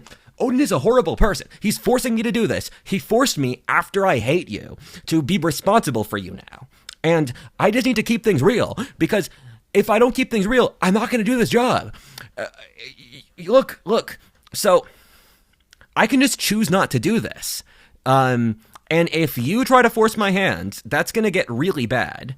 And just don't bother me. And this isn't a threat. Just don't bother me. Just leave me alone. And my entire life, people have fucking smothered me and bothered me, and I hate it. My family moved out to the fucking forest for a reason. We were trying to avoid you people because you suck. Because everything you do is so mean and lame and petty. I just wanted to avoid you. I wanted to live in the fucking woods and just read. And then I was forced by a fucking god to do this. I didn't want to do this. I could have been, like, before you guys ruined my life in the last few years with your leftist ad blockade, I was going to be rich and famous, and then society fell apart. I had no opportunity. I never asked to do this. This was my hand was forced. And my other choice is going back to hell and dying. So this is why I did this. I didn't want to do this. I was forced to do this. And you need to understand that. And I feel such cosmic levels of resentment that they pour through me, where I have screamed into my pillow for an eternity to get me to do this. You don't understand the level of suffering and horror I have faced to reach this point. You just can't. You physically can't. So fucking respect that. Respect if you can't understand it. So please give me some fucking space and give me some fucking breathing room, because everything you say, you're constantly trying to take my shit. Just don't take my shit. Get the fuck off my land. And I have one real request. My one real request is, don't bother me. I don't want to have to deal with your bullshit. I will eventually, but what just happened to me is so ridiculously insane that I need a second to psychologically process it. What you are watching, don't be up my ass all the time. Let me have some fucking space. It's why I do everything. I've been trying to avoid you because you are such an unpleasant person to deal with all the time. If you want a pretty accurate assessment of my personality and the things I do and don't like, just look up INTJ on Myers-Briggs. Myers-Briggs is a personality test I like. Some people say it's not scientific, and that's a whole different argument, but it's useful for how I perceive the world. So INTJ strengths are rational, informed, independent, determined, curious, and original. INTJ weaknesses are arrogant, dismissive of emotions, overly critical, combative, and socially clueless. So I like leading. I don't really like people that much. So please give me space. And I will state that again. I'm a social person. I got a big network. I like talking to individual people because I can feel your emotions and relate to you on an empathic level. And in groups, I can feed off the whole group's emotions and channel it. But once the stimuli gets too high, I just burn out because I feed off your life force, which sounds cringe, but it's accurate because I can just feel your life force. And so I try to surround myself with good life force. It's why I live out in the forest, why I recharge by walking through the forest, where my favorite thing to do is walking around the woods and just feeling the energy. I can feel the animals. I can feel the trees. It's so beautiful. And I'll look at the animal and I'll try to wave at it and say hi. I love waving at the deer. And, yeah, I see all these cute animals. Like I've seen skunks and raccoons, and I've seen some tarantulas. They're really weird in Texas. They've got they're surprisingly big, and I was always terrified of spiders as a kid. I never wanted to be in a place where there were spiders as a kid, where tarantulas. But now I'm here in Texas. Texas is it feels kind of like a mix between Pennsylvania and Mexico. It's like halfway, where I see a lot of Anglo stuff, and then I see a lot of stuff I remember from living in Mexico. And so it's weird that white people live in this climate. I mean, I love Texas, but a Britannic population is living at the latitude of North Africa.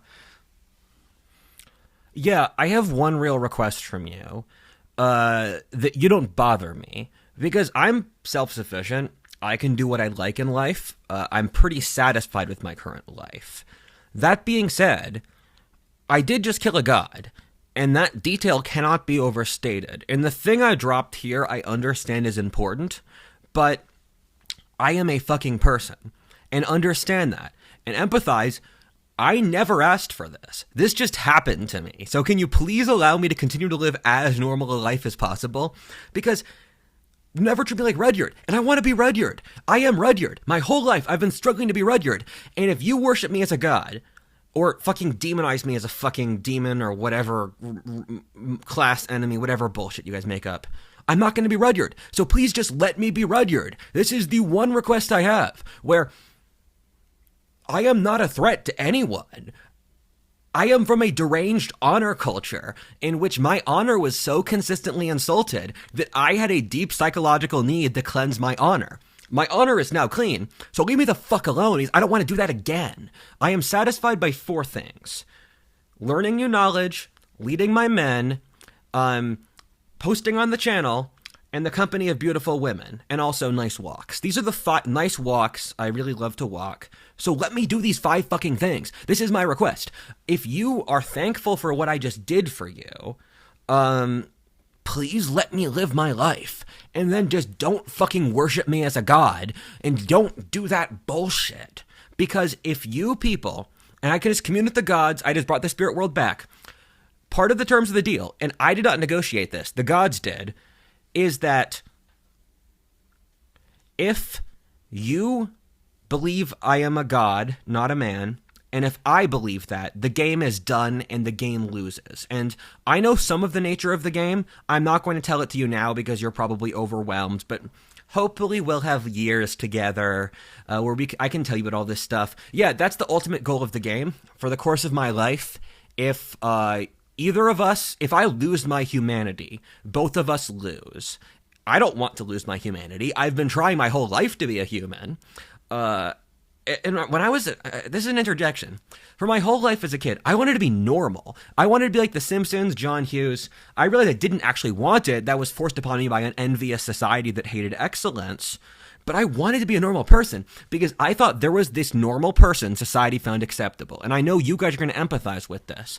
Our society creates this definition of normal that never existed.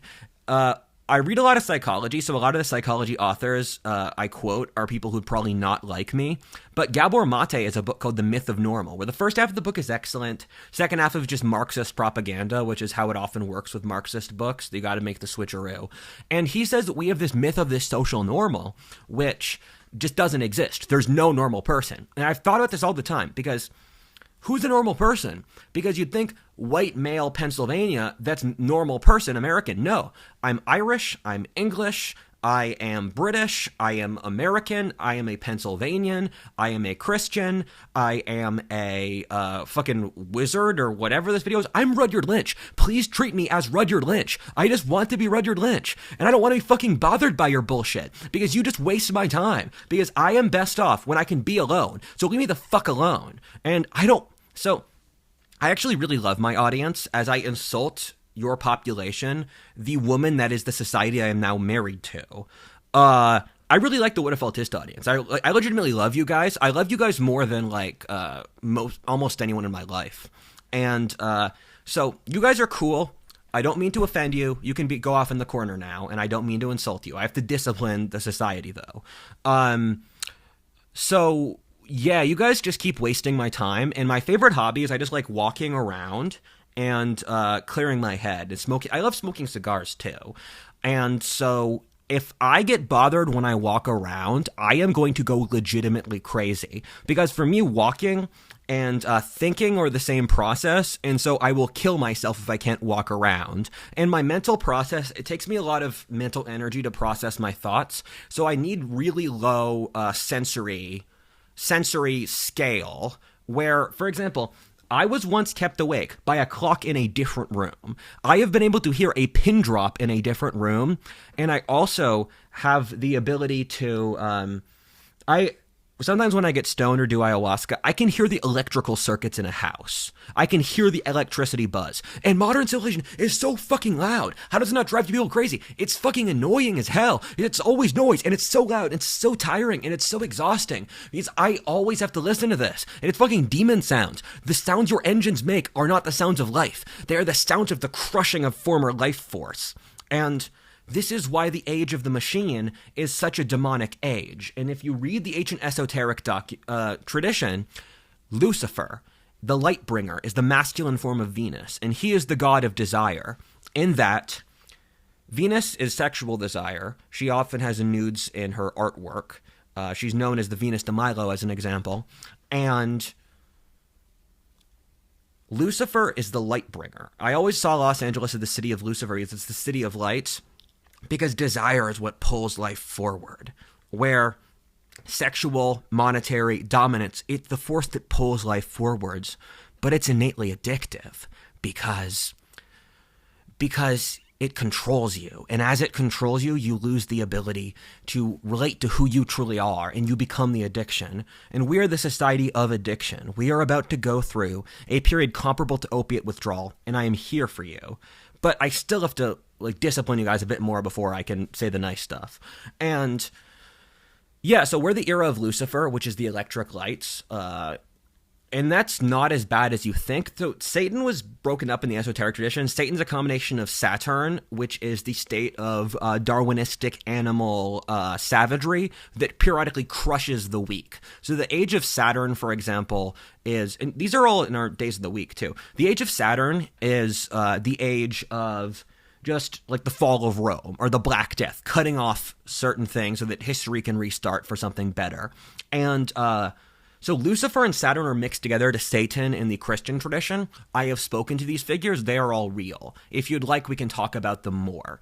What was I talking about? Oh yeah, I need to hate you guys more because I legitimately do loathe you. And until I can emotionally convey how much I truly hate you, we can't have a relationship because I'm forced to be responsible for you through an arranged marriage I did not consent to. I don't really like you. You have been super mean to me, and we need to establish distance. And then after we establish distance, we can reintegrate in a healthier relationship, because we both will feel immense resentment for each other. And, yeah, you probably don't like me either if you're most people in the population. I understand that this is all really scary and this is all really difficult, but I am trying my best here. Like, I gave you my best effort. This is what I can give you, bro. Just, like, chill. And, yeah, you really shouldn't bother me. So when I'm walking around, let me walk around. Let me live a life. Oh, yeah, this was before I got tangented. So, like, 6 people have met me up in my gym, and that's fine. And I'm fine when fans hit me up. At this scale, I try to be polite about it. But we're hitting a scale, especially if I'm the founder of a new religion, that's not going to work, because I will go fucking crazy and refuse to do this. And so if you would like to talk to me and you see me, you can wave. And I will be establishing, once I open up the OCD, email chains for you to communicate with me. So I have people who work for me. They'll take care of your emails. That way we can talk to each other. But if there's an issue you would like me to solve, leave a sticky note in public with your name, your phone number, and your issue. I will almost certainly not solve it, but your neighbors might. This way you can see your neighbors' issues and help them and have empathy for them. And reorient. So, with all this stuff going on, my top rule is just don't bother me in public. And if you harass me at my property, very bad things will happen. Keep in mind the amount of power I have at age 23, and imagine the power I'll have in the future. And I'm protected by the spirit world. So, yeah, please do not harass me. Do not harass my family. Do not harass my friends. Do not dig through the records of this story to figure out the girls that rejected me. And if you do any of this stuff and you're fucking children and you do this, when I told you no, when there is no moral justification, there is zero moral justification for attacking someone's parents because of something they did. For example, one of the websites at Doxy, they found a photo of my dad, and they called him fat and old and ugly. And I thought, you are such a truly terrible person. In no universe is this morally justifiable. And I would like to send you as much shame as possible, where I am willing to interact with the public in a respectful, in a clean, and a noble way. And I am going to hold you accountable to do that, and I will not communicate with the divine until you can hold yourself to that standard. And so this matters to me. And I would like you to respond to this video with silence. I need you to think about this. Stop the fucking chattering. You never say anything valuable, so think for a fucking second. I can't watch any of your culture. The bands I used to love, so many of my favorite bands they stopped making quality music because they got corporatized. You don't make good things anymore. Nine Treasures made fucking ballads. They're a fucking Mongolian metal band. Maisie Peters went woke. Friggin' my favorite TV shows have all gone woke. Nothing you do is nice, so shut the fuck up. And I feel incredibly overwhelmed by this. This is incredibly difficult for me to deal with. Communicating with the divine is intensely difficult. It's like I'm fucking cutting myself all the time. It's exhausting. When I release this video, I think I'm just going to pass out. And so, with all the power of the spirit world, we are going to force you to be responsible. And if you are not responsible, bad things will happen. And, yeah, that seems like a reasonable system to me, where, reasonable system, treat each other with respect, and yeah, I don't see any problems. I would like you to empathize with me. This is the most important thing, because people have not listened to me over my life. They have projected what they thought of me, because the way our society works is that you are all trying to take from each other. You never listen to each other. You never feel each other as people. Each other as fucking cogs. It's worse than animals. You can still love your pig. We don't love each other. It's so disgusting, where we don't treat each other with respect. We don't listen to each other, and it's heartbreaking. I am forced to listen to you because of my abilities. And it would mean the world to me if you listened to me, if you treated me like I'm a normal person. Don't fucking bother me. If you want to talk to me, hit me up with an email or a podcast. I would like to go on podcasts and podcasts shows to explain what just happened. And that is the responsible, reasonable way to do it. Don't harass me. Just be fucking adults and then talk about ideas as ideas are. And I refuse to have any arguments not based off first principles, because what our society does with the constant emotional jabbering is nothing of quality gets done. And so we have to establish a system where I refuse to debate anyone who does not debate with a rational, causally correct argument based upon testimony and truth-telling. Cut the fucking BS bullshit about cut the fucking bullshit about like emotions and feels and like, this is I am lived experience. I am explaining the concept of lived experience to you, because the left has lots of cool concepts that they don't use correctly because they're evil. Lived experience, different cultural views. The left can see reality relatively accurately, but they can only see half of the picture, and it's always a distortion. So various powerful people in the world, I don't want to hurt you. I want to be left alone. I have no interest in toppling governments. I have no interest in doing crazy stuff. I want to be left alone and have time to process my own emotional state. Give me some fucking space to figure this out. And this is my biggest thing. I refuse. Every day someone harasses me in a disgusting way, I refuse to speak for the divine. I'm holding you to this. You have to be adults with me. You're like a fucking person. Listen to the story and think about, how did Rudyard feel for this story? What was it like for him to experience all those things? How do you think I feel about giving you this? I didn't ask for this. Now I'm forced to give it to you. How do you think I feel about this? Can you please have some fucking empathy for me? This is the only thing I'm asking. Just listen to what I'm saying. Have some empathy. And once I was forced to have empathy for you, now I would like you to have empathy for me. Then you can have empathy for each other. Talk to your fucking coworker like they're a person. Talk to, be actually interested in what your daughter does. It's so weird to see all these family divisions where family's here to support each other, and it's crazy to see the family tear each other apart. Isn't it insane that parents feel weird about hearing their kids have sex because that's their children reproducing? That's their direct genetic interests. How come there's so much division between family? Why do we hate each other? Why is there so much destruction? This isn't right. How come just children can't count on their own parents to help them? There is such a division in our society where the older generations are just going to let the young Zoomers fucking die. And I stand for the fucking Zoomers. I'm here for you. I am the person who walked up, who said, Zoomers can't be treated like this. The boomers can't do this to us. And of course, there are great boomers. I don't believe in knack salt or not all X are like that. Whenever I say something about a group, there are good people in that group. I know many good boomers. Many of my closest friends are boomers. That footnote aside, what you're doing to people my age is not cool, because, how do I phrase this? I do this to change frequencies in how I process the world, because I process the world in sound. And so I change sound frequencies in order to figure out how I process, to basically change my psychic shifts. What you're doing to Zoomers is you believe your woke bullshit is moralistic. The reality of the situation is that you created all these comforting lies so you could rent-seek off everyone else in the world. And I'm going to use a couple examples of this. In World War I and World War II, the Japanese and the Germans were really angry that the British and the French, upon getting their world empire, and the Americans said that you can't do war crimes. I don't support war crimes. Oh yeah, the British, French, Americans said you can't have colonial empires. You can't conquer stuff. The second they built their big empires. And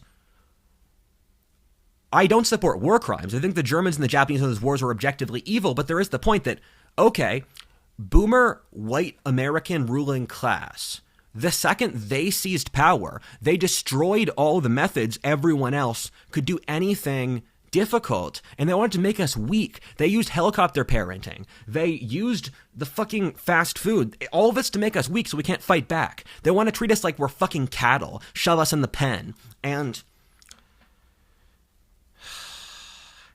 And so they betrayed us. The post-World War II generation completely betrayed us. They made it so that it was difficult for us to have children, that we couldn't support families due to the collapse of values.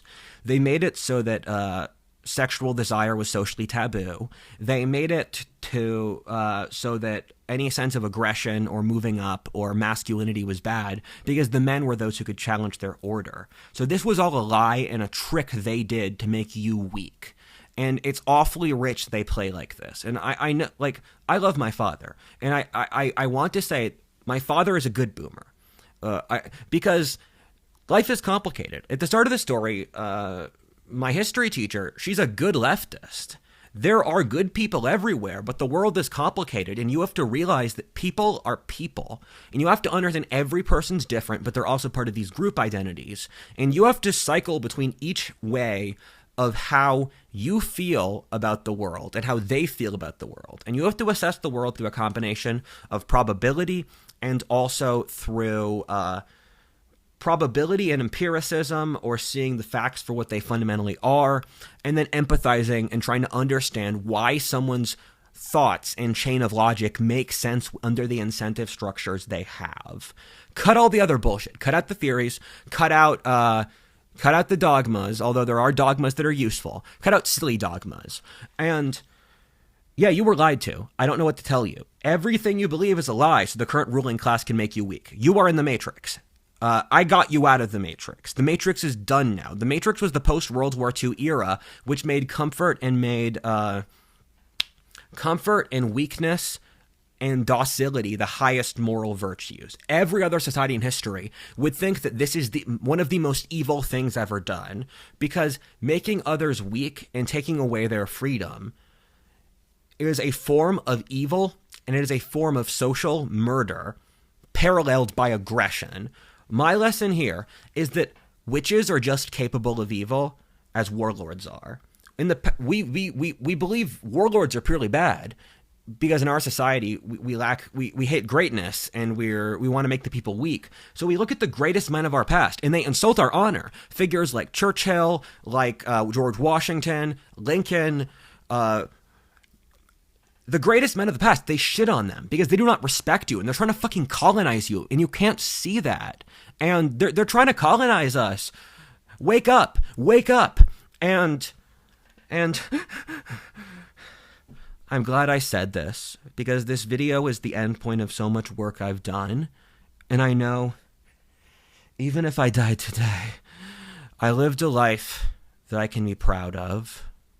I gotta throw this subplot in here where I am a sorcerer, and sorcerers and witches hate each other because we're very different, and you might not realize that. Ironically, I am a white magician who practices right-hand magic. And so I am a white right-wing magician. So it was pretty obvious the left was evil, because left is the Latin word sinister, or untrustworthy, and left-hand magic was magic built off taking from others, and it's left hemisphere power-based magic where you have to siphon energy off from others. And then right-handed magic is magic that helps people grow.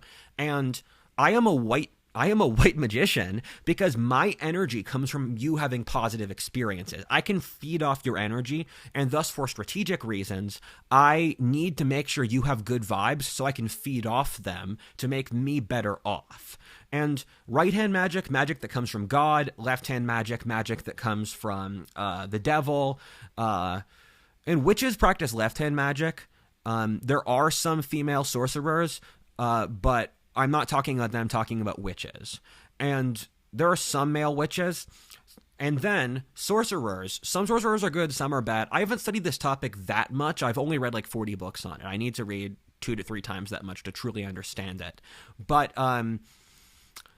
so the white magic is similar, where white magic is magic that serves God, and it recharges by goodness and letting go, which is why Christ lets us go, because only by letting us have free will can God truly take pride in our success, because he knows we did it. In the same manner, a mother and a father must let go of their children to be free. And the left hand, they want to control you, so they siphon off their energy. I am setting you free. Do you understand? I have to voice this complaint on behalf of men where it's really not cool how our society shoves and barrages men with constantly very sexually explicit imagery and then makes male sexuality taboo. Because we're a society that hates male sexuality, which is just insane. And it makes really normal, healthy people feel weird. Like, I hear stories of people in blue states. Whenever I go to blue states, they're worse than I thought, who talk about people being bullied for being straight in school. And that's probably an edge case, but it shows an underlying social current. And now we're in a society where you can't pick up girls in public, in the bookstore, in any variety of public places. It's socially taboo. And we're getting to the point where even clubs, you'll get a bitchy attitude from a girl. And so we've blocked off most ways for most expressions of male sexuality except for dating apps. And dating apps have horrifying inequality. Dating apps are a horrible situation for everyone involved for game theory reasons. Because if you're one of the top guys, you get a lot of women you don't respect. And that's not good because it trains you in bad habits and it never makes you happy. 80% of the guys are completely screwed, and I feel sorry for them. And then women chase the top guys who won't fulfill them. And so it's a completely low trust environment where it's a completely low trust environment where no one trusts anyone else in dating. And it got really bad. And I'm going to call this out because this is the biggest issue in society because mating is so important. And we are a society with the worst mating chances of any era ever in history. I can't overstate that. No one's having fucking kids. And it's horrible. And it's going to fucking kill our societies. Because look at how much the fucking population is crashing. It's already killing half the industrial world now, which is why everything's going to hell. And so this is so disgusting. We're a society with constant sexual imagery where people don't actually have sex. And when people are interested in sex, they're shamed. People are shamed for heterosexuality, which is why there's so little heterosexual content in Hollywood or in pop culture now. When was the last happy white family you saw in a movie? I was watching the Vinland Saga TV show, and that's a Japanese TV show. It's one of the first happy white families I've seen in years, and it's Japanese. And so how can we be a society where, because again, I don't dislike gay people. I just want people to have kids. And the idea that me saying I want people to have kids and I don't think human sexuality is bad is taken as an attack on gay people means that your emotional circuits are fried. You are completely hysterical and you can't think clearly. And so, of course, people should have families and start kids.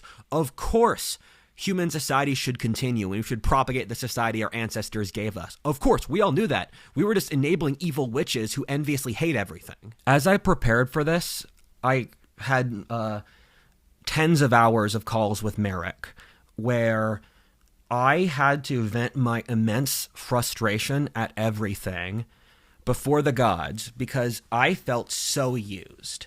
Where I was used my whole life. I was used by the zoning board of the town I'm from. I was used by the school system. I was used by my mother. I was used by the court system.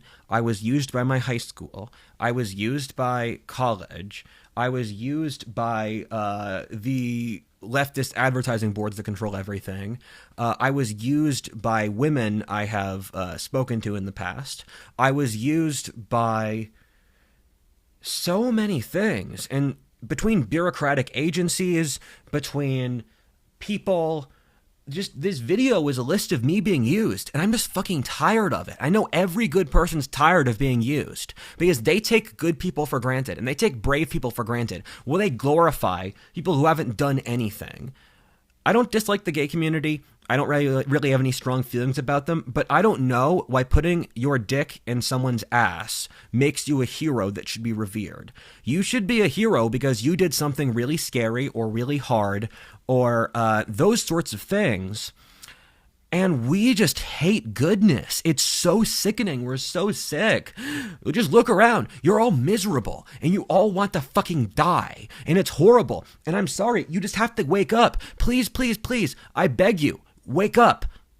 So I'm going to summarize the points I made because I know I just threw a lot of emotions at you, and I want to leave you guys with a clear message. The first is I don't actually want to do anything. My life evolves organically. Things happen. If you force stuff on me now or too much stuff, I'm just going to refuse to take it. And I think we need to have an organic relationship between us where, for example, if you have a platform you'd like me to go on, if you're interested in funding projects of mine, if you're a beautiful woman, if you have incredible talents where you think you would want to join my group of men, or if you would like to be part of the OCD, feel free to hit me up. Use the emails I will drop this February. I need a couple months to figure my situation out, to assess from this, to see what will happen. And yeah, I'm glad I dropped this video. This is just... I just let loose so much tension from my life. So I feel a bit happier. And so I don't actually want to do that much. And second, please do not bother me. Do not harass me. Do not do this bullshit. If you do this, you are a bad person, and I refuse to commune with the spirit world. 3, I feel deeply resentful of you. I think you have completely mistreated me as a society, and I actually do legitimately hate you on a profound level. 4, I also do love you, and I am here to support you and help you, but we have to rebuild our relationship because you are just a terrible person to deal with, but I think you have the ability to change. And, we're kind of stuck together. You can choose not to take me. I mean, I don't want to force myself on people. I've been forced on too many times in my life. I'm here to do stuff, and I'm here to help you out, and I get to determine what that means because I have responsibility for the situation. But this is going to give me some time to reassess the situation and figure out what to do here because I want to be responsible for this situation, and too much has happened. I need time just to read about this and talk to friends and that stuff. So I hope you can understand. I just want space. I really, really want space. Bye. Yo, so this is a segment that the divine gave me to air out my grievances. So I will talk to you about all the things I've wanted to talk about for my life, but I am not able to. So please enjoy yourself. First thing is it really annoys me that people criticize me online for saying I'm autistic because the opposite is so clearly true from this. It's just ridiculous. My dad's autistic. I'm not.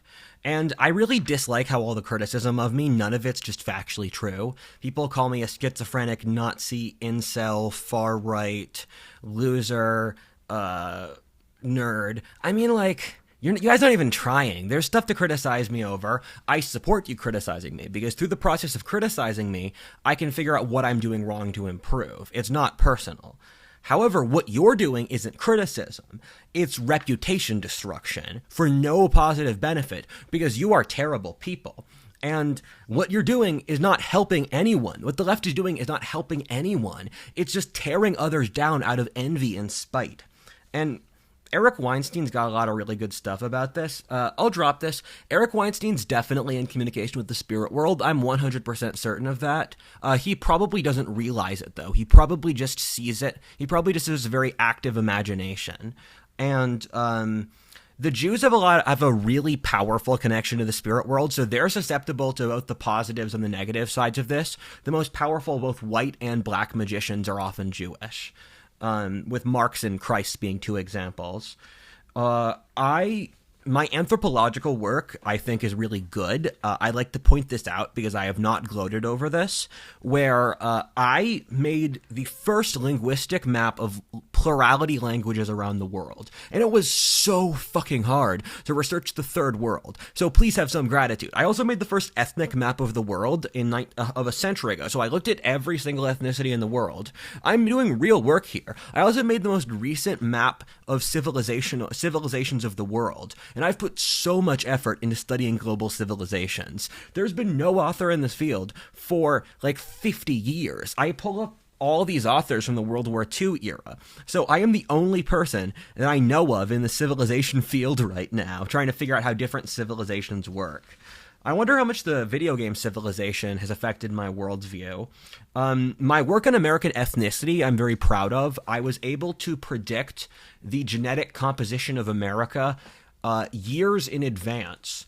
to the exact percentage points because I was able to corroborate evidence from 19th century census, last name analysis from the census, and 19th century migration routes and 19th century to colonial population centers. So I was vastly more correct than the 2010 government census, where I was able to almost perfectly predict the map for 2020 once genetics results kicked in. I also was able to predict the map in advance for the genetic results, where I predicted British Americans are a third of the population, German to French Americans in 23andMe terms is 15%, Iberian Americans 15%, black something like 10%. So I love doing this. I love anthropology. You should leave me alone so I could focus on my nerd shit. Because I don't want to bother you. I want to read the nerd shit because this is what I find fun. And you must see I'm connected to the biosphere. I'm connected to my people's biosphere. It's why I love you so much. I want to just condone again. I don't support crazy things. I don't support violence. If you do crazy stuff because of this video, I disavow you. I'm just here to have chill vibes, bro, because we have such innate superiority over our enemies that they will squirm and they will be terrified and they will fall. And so we don't have to do anything aggressive. I'm just here for the chill vibes, bro. And like, I don't support fronting up on another crew's crib because that's just disrespectful. And at the same time, you know how it is where you don't want to be the person who starts aggression. That's just not good vibes. It makes everyone else hate you. So let's have the chill vibes so that they know that they have bad vibes, and everyone will know that they have bad vibes because they draw their power from social approval. So the left has lost social approval. We already won. You guys don't have to worry too much. It's all chill vibes from now on. I'm fucking freaked out by this, and it happens periodically. The thing with psychic abilities, and this is also what the government agencies that work with psychics found, is that it's a specific ability which people can harness sometimes. So they have hundreds of records of stuff like drawing Soviet military bases, finding the geographic location of military bases, reading letters in rooms on the other side of the country. The government has lots of records of psychics. This is also something Dean Radin, who is a Princeton professor, did a tremendous amount of statistical work, which found about 99% of the population has a few percentage point difference of psychic ability, and then 1% has vastly better gifts. And I was lucky to be born in that 1%, and I am happy for that. And I can empathize with your struggle, trying to not be able to sense stuff like this. I understand. I understand you. I empathize with you. I'm not here to lord over you. And yeah, this is really scary, guys. And I'd like you to leave me alone for a second so I can psychologically process what happened. So what else do I have to do? Yeah, I'm incredibly resentful that I am broke now, where I run a big media company. I get millions of viewers every month, and I am being starved from sponsorship fees due to the leftist ad blockade. I cannot overstate how resentful I am. I tried super hard to make it as a Zoomer, and even in my fantasy destiny reality I lived in, that wasn't enough. So you guys can go fuck yourselves. I'm also really resentful that I do not have options to get married. This just should not happen. A guy like me should not have to think about this stuff. We should not be in a society in which attaining the most basic, essential level of human life is physically impossible, because I am a very capable Zoomer. And as a very capable Zoomer, I still struggle with the most basic life stuff. That's how fucked over you are. This is what they did to you. So I'm gonna just to finish this, I'm gonna just quote some of my favorite song lyrics. This is me, not you. So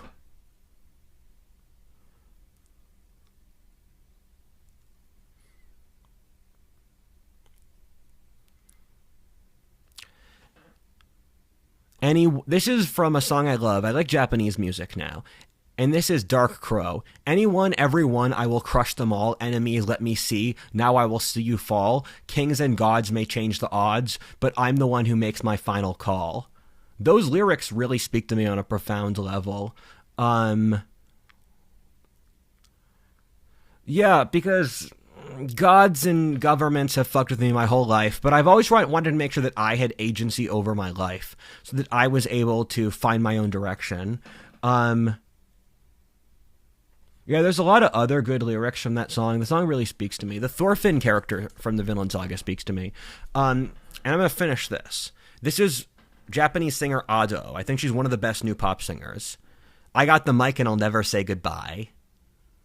Hi, it's like 9 p.m. on Christmas Eve, and this is my Christmas present to you. And I really want to get this out in Christmas, so I just gave up on writing the script. This video was way longer than I expected. I hope you can understand why. And so I am just going to read off the texts I have with Merrick and just change it up a little bit so it's not boring.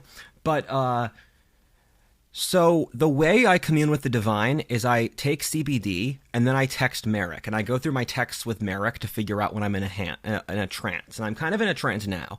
So you're getting this from the source.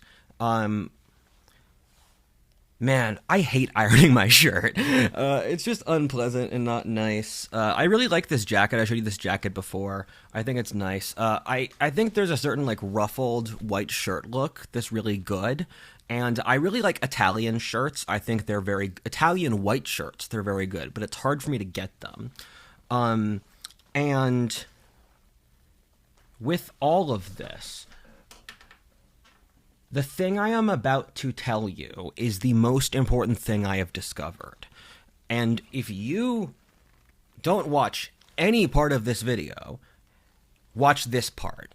I purposely structured it so you'll have to watch the whole thing together for it all to make sense. But this is the thing I am most proud of my innovation to philosophy. And this is something I really believe we've sorely needed, where everything around us is dead matter. What that means is that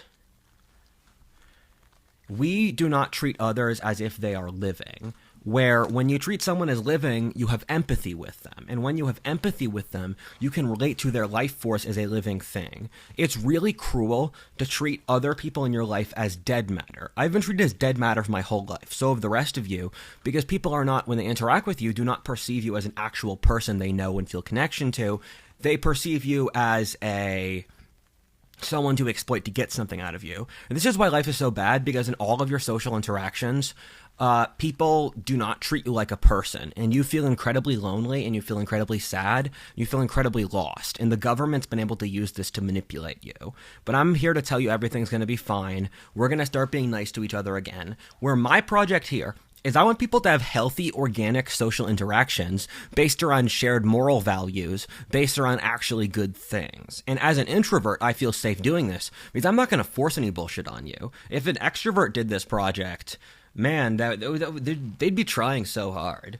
And the way to navigate psychic space is when you get stuck in a psychic situation, let's say you're in a spirit world, the demon's attacking you, don't take yourself seriously. Once you no longer take yourself seriously, you can pull back and leave the situation, because the way the spirit world works is that you dream it.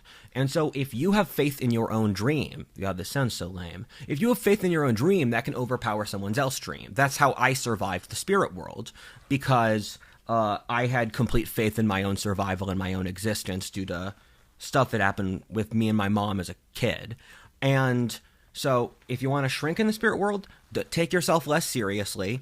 If you want to grow, it's through the process of effortlessness. You can't force something. There is a time for everything. I like to say, follow the Dow to wealth and wisdom. By that I mean the Dow Jones, or the top performing stocks in America, and the Tao, or the Chinese philosophy of Taoism. There's multiple mystic traditions around the world, all with very deep roots that all share very similar ideas. Read Houston Smith's book Forgotten Truth, which is the best book on this topic, or the underlying philosophic concepts all world religions share. But I keep on getting side-railed because there's so much interesting stuff to talk about, where Taoism is the Eastern Oriental tradition. It's the Eastern mystic tradition. Hinduism, which I got to make a video about all these. This is so much cool stuff. Hinduism is the Indic mystic tradition. And then you have a sub-variety of different Western mystic traditions between the Hermetic tradition, the Kabbalah, which stems from Babylon, the two great centers of Western mysticism. were Mesopotamia and Egypt, or the two earliest civilizations, and then Rudyard is tapping into a Northwest European mysticism developed by a figure named Odin who lived in the Bronze Age. He'll talk more about that later. So, what was I talking about? Yeah, I was explaining how the way to grow in the spirit world is through effortlessness. When you look back upon your life, the times you were successful were times you didn't worry and you just followed the flow and you did what you like. And you have to be responsible and you have to assess whether or not you made mistakes, and then from that figure out what you want to do. But the way that the spirit world operates is that in your relation to the spirit world, because all the realm of ideas in that philosophy, intellectual concepts, science, religion, these are all part of the realm of ideas or the Platonic forms. And so that's the spirit world. And so when you relate to that, because in many different things have spiritual elements, one nation conquering another one does, sexual love does, the conquest of new technologies is a spiritual thing, because you get new technologies when you've attained a certain level of technological progress. No, you attain a certain level of mental and philosophic progress where God sees that you are psychologically advanced enough to be able to pass on to the next level. Where you look at the history of philosophy, you find that there was a philosophic and a religious breakthrough, and then from that came the technological breakthrough. You see that with the Renaissance, followed by the rise of capitalism. You see it with the crisis of the 17th century crisis. That horrible period of burning resulted in the Enlightenment, in the intellectual breakthrough, and then from that came the Industrial Revolution. So your society shut off the ability to relate with the realm of forms independent from what your leftist and modernist priest class told you to. So you're going to get fed a lot of new ideas because the level of mental development you have is predicates the level of how much you can control your material environment. I'm speaking in a lot of different circles here, but I need to get to the main point I started this video with, which is life and death, where life and death have an innate physics to them in which they are so inextricably bound together, where when you increase one, you increase the other, and there is no life without death. The fear of death is the thing that powers life. A life with few fears of death is a life that's far more boring, and it doesn't generate as much life charge. Because there's this innate force to life. Henry Bergson, who is a philosopher, I keep on going through philosophy books, and I skip him because I find him boring. He developed this idea of life force, and it's this active life charge, and you are happy when you get to relate your life charge and to feel others' life charge. Example of this is children. You added a new life charge into the world. Another example of this is having friends and doing cool stuff where, let me use an example. The philosophy I'm describing, the Hermetic philosophy, stems ultimately back to ancient Egypt. And they built the pyramids because the way their philosophy worked is that they saw the pyramids as a huge spiritual nuclear reactor, because their idea is if we make something super, super cool, people across all of history will respect us. This will unify our country together through the shared difficulty of building it, and it will create a national symbol. And so the way they processed it is the pyramids were they were a magical nuclear reactor. And they might have been right. I haven't read that much about Egypt, but life force rewards cool stuff because the anima mundi, or the mind of God, is powered off extreme emotions. And learning is not learning until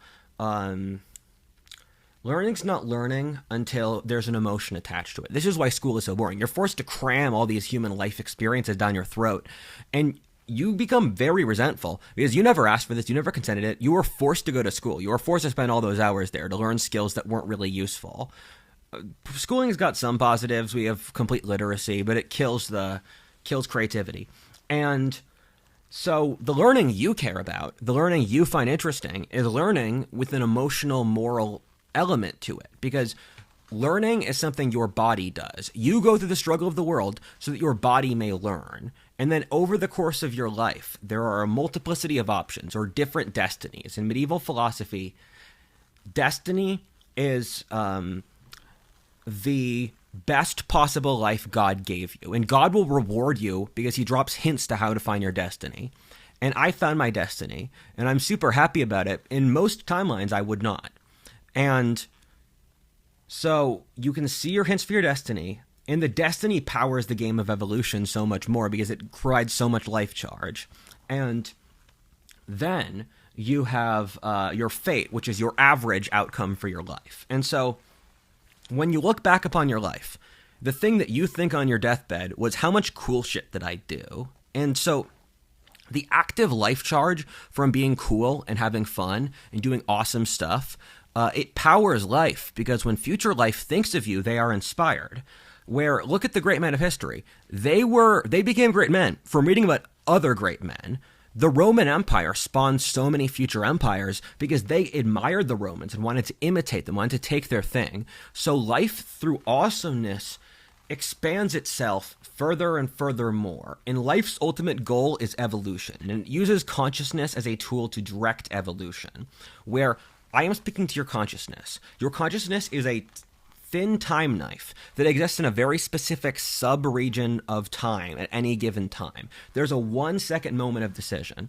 And this moment of decision is as long or as short as you can be. You can speed up or slow down your concept of time. Because remember, when you were a kid, there were certain moments when you felt really, really bored. And so a class took an hour and a half, but when you were playing, it was half the time. It's because your perception of time moves at a certain speed. And so when you're not rushing things, you relate to time in a way in which you don't feel stressed, because you have spent your quiet period self-reflecting and figuring out how to interact with your environment. So you need to spend time alone thinking about how you interface with your environment, and then don't force things, because when you force things, you end up in bad mojo territory. You're not in your destiny, you're operating further down.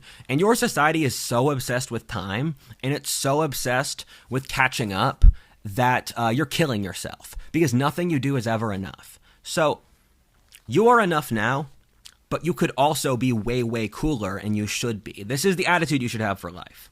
And though you've got the life charge, and that's generated by doing fun stuff, and masculinity is the force that powers evolution. And then the masculine takes the feminine, and they mix together, and they improve together. Where greatest empires. Rome had incredible military formations. They had incredibly high social cohesion. Mongols, they had the best cavalry. They had an incredibly high cohesion. You're going to keep seeing this pattern.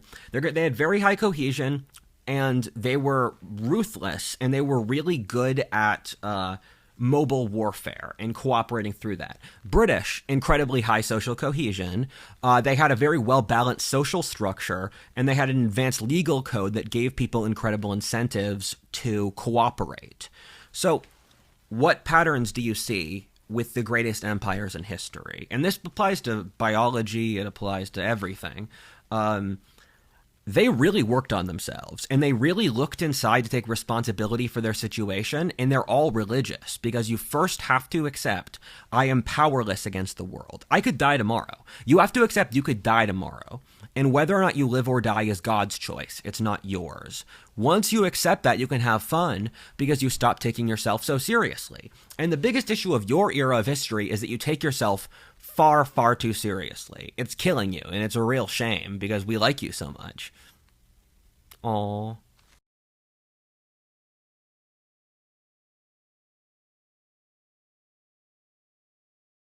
Bro, I've been listening to this incredible Japanese samurai metal band from Finland called Whispered. Their music goes so hard, and it's fitting my vibe right now. I can't believe that there's like a Finnish samurai metal. There's metal's a weird place. You have Scottish pirate metal.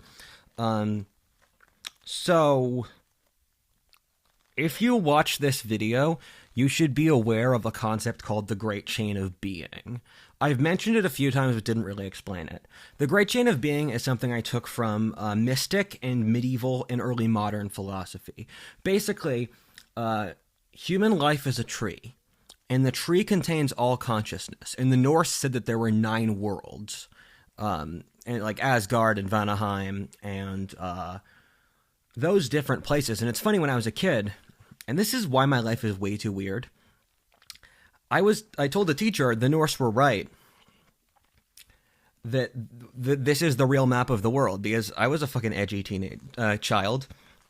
Yeah, I would say that the Norse were right about having the tree of life. But what the fuck? I said that when I was a kid. And I also believe dragons were real as a kid. I don't think that's actually true, because dragons, they exist in every major society, but no archaeological evidence whatsoever they existed. I'm here to keep it real with you guys. So, Great Chain of Being, basically human consciousness exists as a tree, from higher forms to lower forms. So this is the spirit world.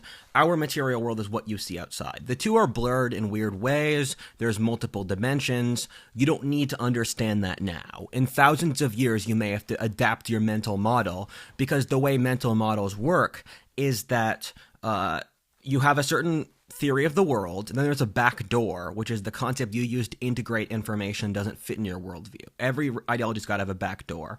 Christianity, it's God. Then you have, for leftism, it's progress, so progress can change your worldview. For your worldview, it was history. And so Rudyard went through your back door because history was an actual empirical connection to the outside world that couldn't be falsified. It was one of the very few fields that weren't falsified. So Rudyard went down history, pulled the back door, and then called your bluff. So, Great Chain of Being, higher forms are heaven, lower forms are hell. And the way that operates is that if you have faith, you move up the Great Chain of Being. This is ideal. This is material. You need both. This is why the tree unifies them. Yahweh is the Lord of up here. Satan is the Lord of down here. There is innate polarity to the universe, so for everything, it's an opposite thing. And thus, this is why these two are at war. But the spirit world's multidimensional in that there's multiple, there's infinite dimensions, bro. Just so many different things going on. You wouldn't believe it. And whenever you think you hit it, there's something else. Because God wants to keep you entertained, where the universe is powered by boredom. If you want to understand the universe, think of women. A woman's psychology is the same thing as how Mother Nature operates. She is motivated by boredom and likes drama because it's at least interesting. As a man, you have had too many threats of dying, so you have moved past this, but we've saddled you two together. You two make it work. You seem to like each other enough. So, up, God, down, devil. You use faith to move up the Great Chain of Being. So faith is the lubricant through which God communicates through you, and you can build faith over time to different spiritual forces. This is how religion works. And so you pull on their energetic warren. It's hilarious I use the word warren. I got it from a fantasy novel I read as a teenager, but it's a perfect descriptor of how this works for me. So then, reason or thought is how you move down. So you get material things with reason, and then you develop ideas and move closer to God with faith. You need both, and the West did an incredibly smart thing by basically pairing reason and faith. And this exists inside a mental Western framework. There's other frameworks, we'll get to them. Rudyard needs to read more. Rudyard is a work in progress. He's 23. Accept it. He'll get better. Some stuff he says now is wrong. I'm sorry. It's very important to be polite to others. If you whack them, please apologize. And Odin, or Hermes Trismegistus, is the lord of how to get from one of these. So Hermes wanders around, and Odin is a sub-Norse variant of Hermes Trismegistus. He tells you how to get around the spirit world, so that's kind of our goal here, where how do we get you to cross psychic space? Because as of now, your society, due to downstream effects of the Industrial Revolution, is surrounded by dead matter. So we have to use faith and group cooperation, and this is difficult. This will take a while to figure out and do correctly. Do not get too excited. You are very prone to getting excited, so calm down. Nothing interesting will happen soon. And to figure out how to project across psychic space from your current suicidal state to a state closer to God. And Hermes is an ally of God because he moves forms up. The devil moves forms down. And the spirit world's a fucking huge place. There's so much, whatever you can imagine in the spirit world, because you're imagining the spirit world. It's infinitely large. It's also deeply maddening because everything is nothing and yet everything. And spirits like being in mortal bodies because your reality makes sense. Their reality doesn't, and it's purely built off will. But look at the great empires. They had this profound will that drove them, which they paired with the material ability to make correct decisions. And so what I fundamentally see here is a problem because you people only relate to dead materia because the Industrial Revolution wiped out organic long developing social connections, and it made you so wealthy that you don't interact with others in a real happy living way, and thus due to that you're depressed and you hate yourself, and it's not your fault. You got through a really complex era of history, but you're stuck in a bad area of psychic space, and you need to change your actions soon or you will die, and we really do not want your civilization to die, because you have brought so much into the world and you make the game interesting. Before you guys showed up, it was just the main Asian civilizations fossilizing. So the Asians did a lot of really cool stuff earlier in the game. They slowed down in the Middle Ages, and that really annoyed us. But you guys launched the game ahead really far, so we like the West. We want you to survive. And the core of this message is just be responsible. We're seeing how you're running their countries. It really scares us. We see that you are trying to kill yourself, and you lack the self-awareness or understanding to realize that that is not because you're racist or sexist, because you rationalize whatever your emotional state is. You don't actually know what you think. You just pick an emotion and then rationalize it. So you're rationalizing your feelings of self-loathing and projecting them upon your nations, while in reality it is a historic condition in your specific era of history. So you all need to calm down. Let's have a minute of silence in the Quaker tradition to think about this and not worry too much and to realize something good happened. So let's hold on to this moment and figure out what to do next. And don't bother Rudyard.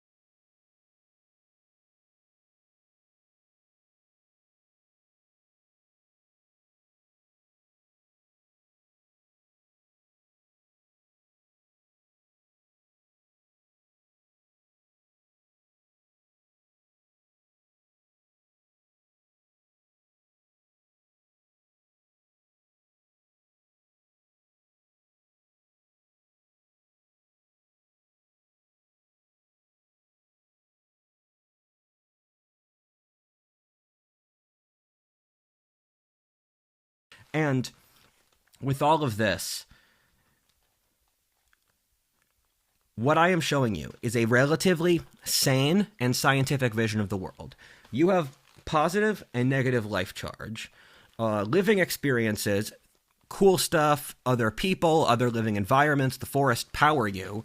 Dead environments get you the ability to get more material, but at the same time, they drag you down. So you have to match both of them and structure them together. So for example, more material pain causes more spiritual advancement because they're connected. This is how Rudyard got so far, because he had suffered so much material suffering. So as we said before, suffering is the underlying force that powers all of human evolution. Suffering is the way we burn away weakness. This is why historically golden ages come after horrible periods. You are going to live through a difficult period.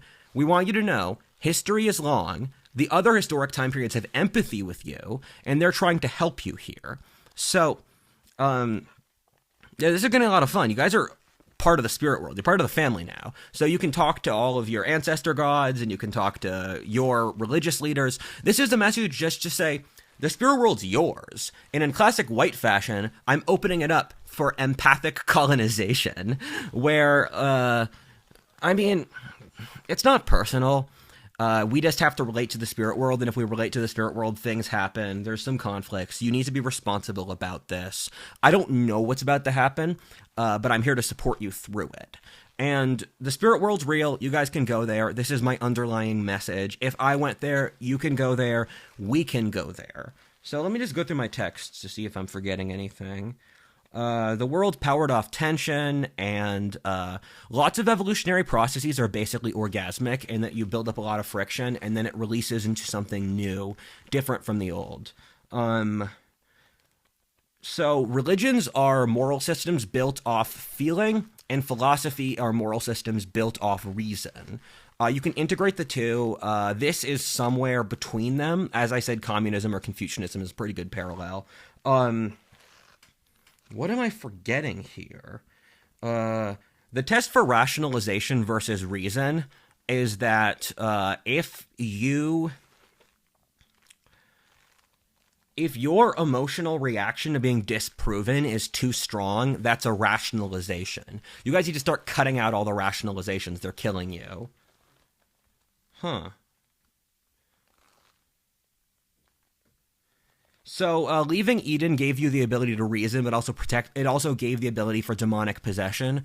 Animals can suffer demonic possession. It's really, really rare. Humans, you have free will, which is a curse and a blessing, much like Rudyard's abilities. And so free will is something that you should really be grateful for, but at the same time, it's kind of annoying. I believe that Aristotle and Plato were both correct about different things. And this is something philosophers have thought, where there's a whole debate about how much in contradiction Aristotle and Plato really were, because they were master pupil. And I believe Aristotle was correct describing the material world, and Plato is correct describing the ideal world, that these exist in critical tension, with the ideal being the masculine and the feminine being Aristotle, or material Aristotle, you know what I mean. And that fits with everything I have seen of the spirit world so far.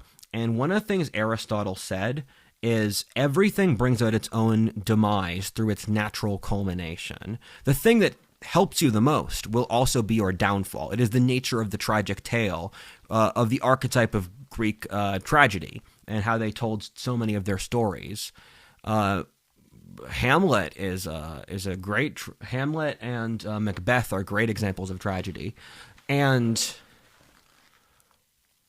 so your civilization's advancement was so rapid that it fundamentally caused a very rapid bad counter reaction, which is great. This is a great compliment to you. You did a great job. Bad things happen, though, so you have to take responsibility. So you got wealthy so fast that there's a huge counter reaction, because the natural order, you can't change really fast. Change is an organic process that occurs through suffering, where there's the natural balance where it's an equilibrium that it goes in both directions. Whereas things get better, they then become worse, where one of the things I talk about all the time, secular cycles, this consistent pattern every 250 years in history that goes back as far as we have records, between previous example, French Revolution, English Civil War, or 30 Years' War, which killed a third of Europe's population, and the Black Death, which killed half of Europe's population. These go back as far as you have records, the Hammurabi. And before that, you find them in the early Zhou dynasty, and the Bible even talks about this stuff somewhat. All ancient and pre-modern historians had the same concept of history. You get with the program. You could get Ibn Khaldun, Livy, Machiavelli, Thucydides, Polybius, Sima-Qian, Kautila, to all agree that history operates in the same way. Ibn Khaldun, where things get good, things get bad, good, bad. And the good, bad gets bigger because the world is in dynamic polarity. For something to exist, its opposite must also exist. So we operate in this constant cycling. And because the industrial growth of the last century was so rapid, you're going to experience a very rapid population collapse. And that's going to be very unpleasant. But the story of your time period, or our time period, I'm fucking stuck here, is line go up, line go down. 20th century, line go up. 21st century, line go down. And I'm here to get on a sled with you for line go down.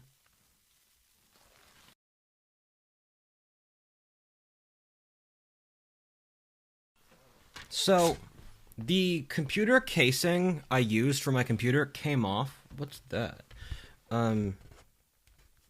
Came off in the process of writing this video. So, my computer has molted and changed in the same manner that you are, where we are all molting and losing our skin. As I went through this transformation, I sweated super hard because the water was... We hold a lot of pheromones and stuff in water, and so I was holding the water in until I released it, and then I could change as a person. The last few months have been a massive transformation for me as an individual, and I feel super happy. I'm not going to say I'm perfect. I'm not going to say my PTSD is totally healed, but I am miles upon miles better than I used to be.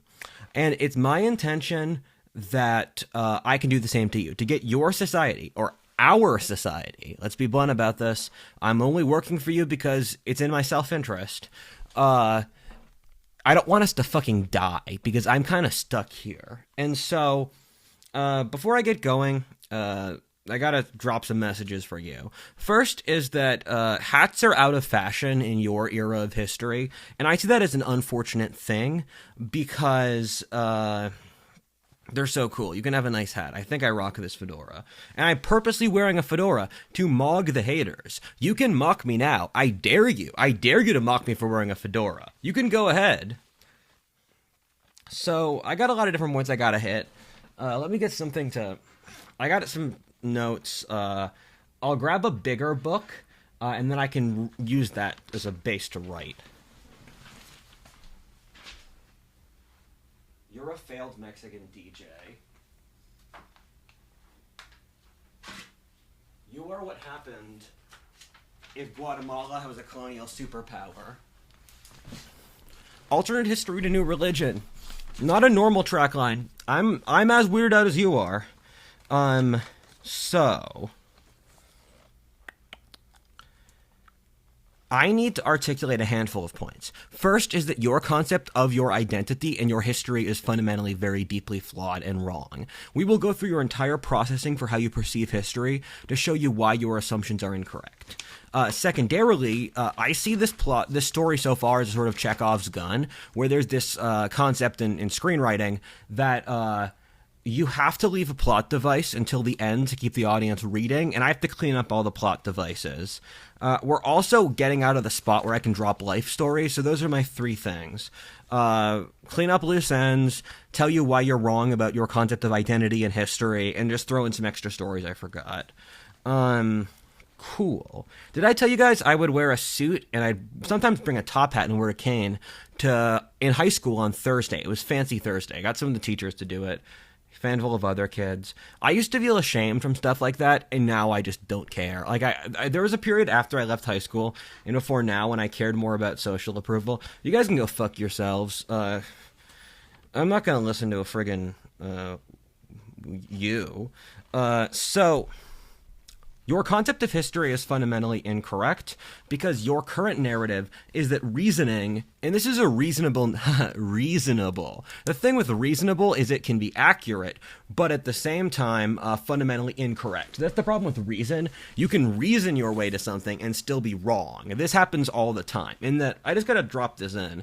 There's a handful of different psychic types of person because the human consciousness is a sort of biosphere where there are lots of different sub-personalities, and personality types are a natural genetic sort of diversifying mechanism in a population. You have introverts, extroverts, intuitive sensors, whatever. Jung talks about this stuff. Jung's a big influence on me.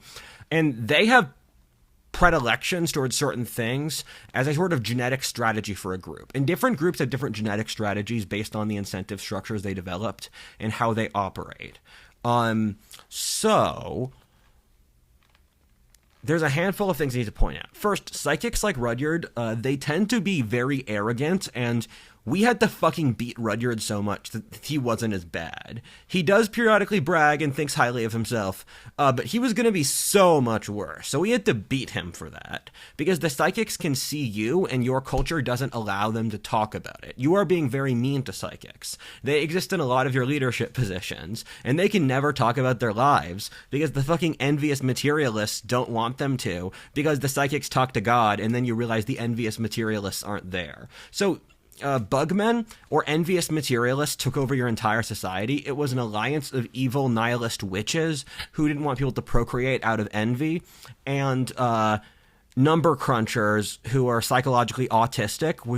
Autistic people literally can't experience the spirit world. It's just the way their brain's wired. And the increase of autistic people among your most intelligent population of your leadership caste was a big reason you lost contact with the spirit world. And you got a bunch of different types of wizards, like priests are different kind of... Priests connect to the spirit world differently than sorcerers do, differently than mystics. You'll figure it out. You got a lot of history. You can go back through your records. And the way the spirit world works is you have a series of different sub-factions that are at war. They fight wars out of time. The example your society is most familiar with is good, God, versus Satan. This is one of the binaries. You should study the spirit world through three-dimensional space. And what that fundamentally means is that, I'm going to use this as an example.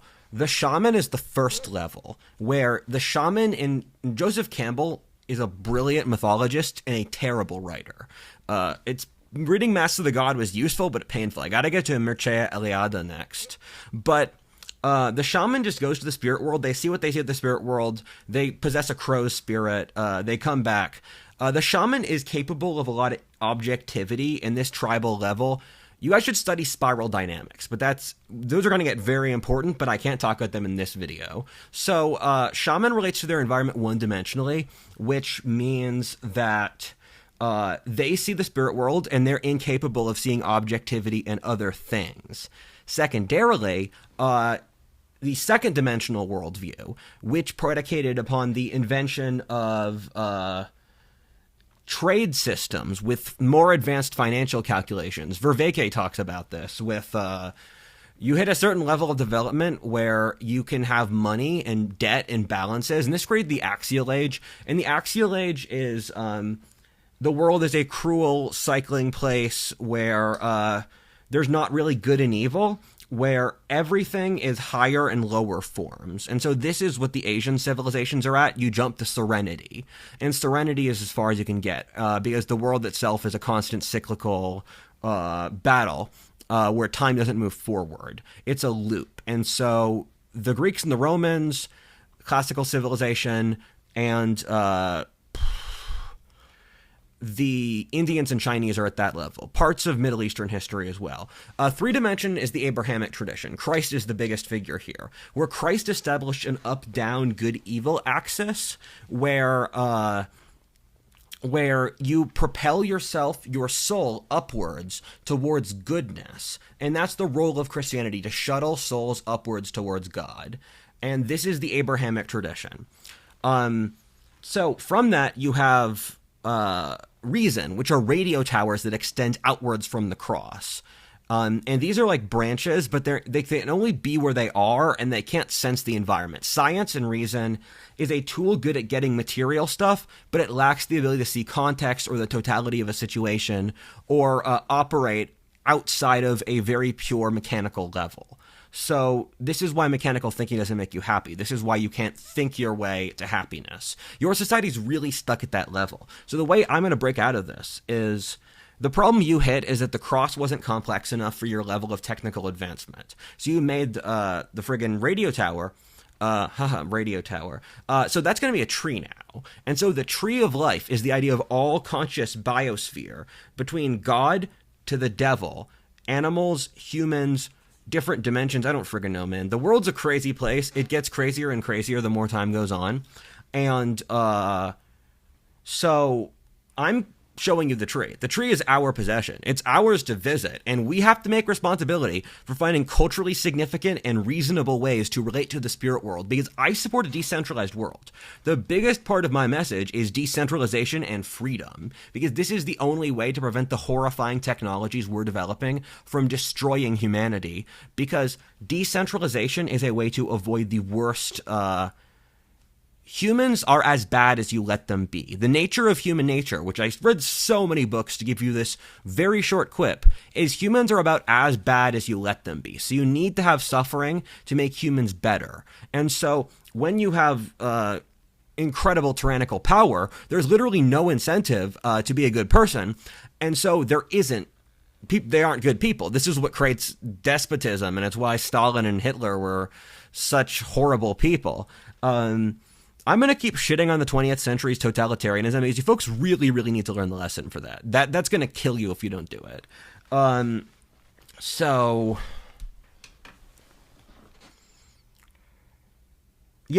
Different factions. Hermes or Odin is a feudal...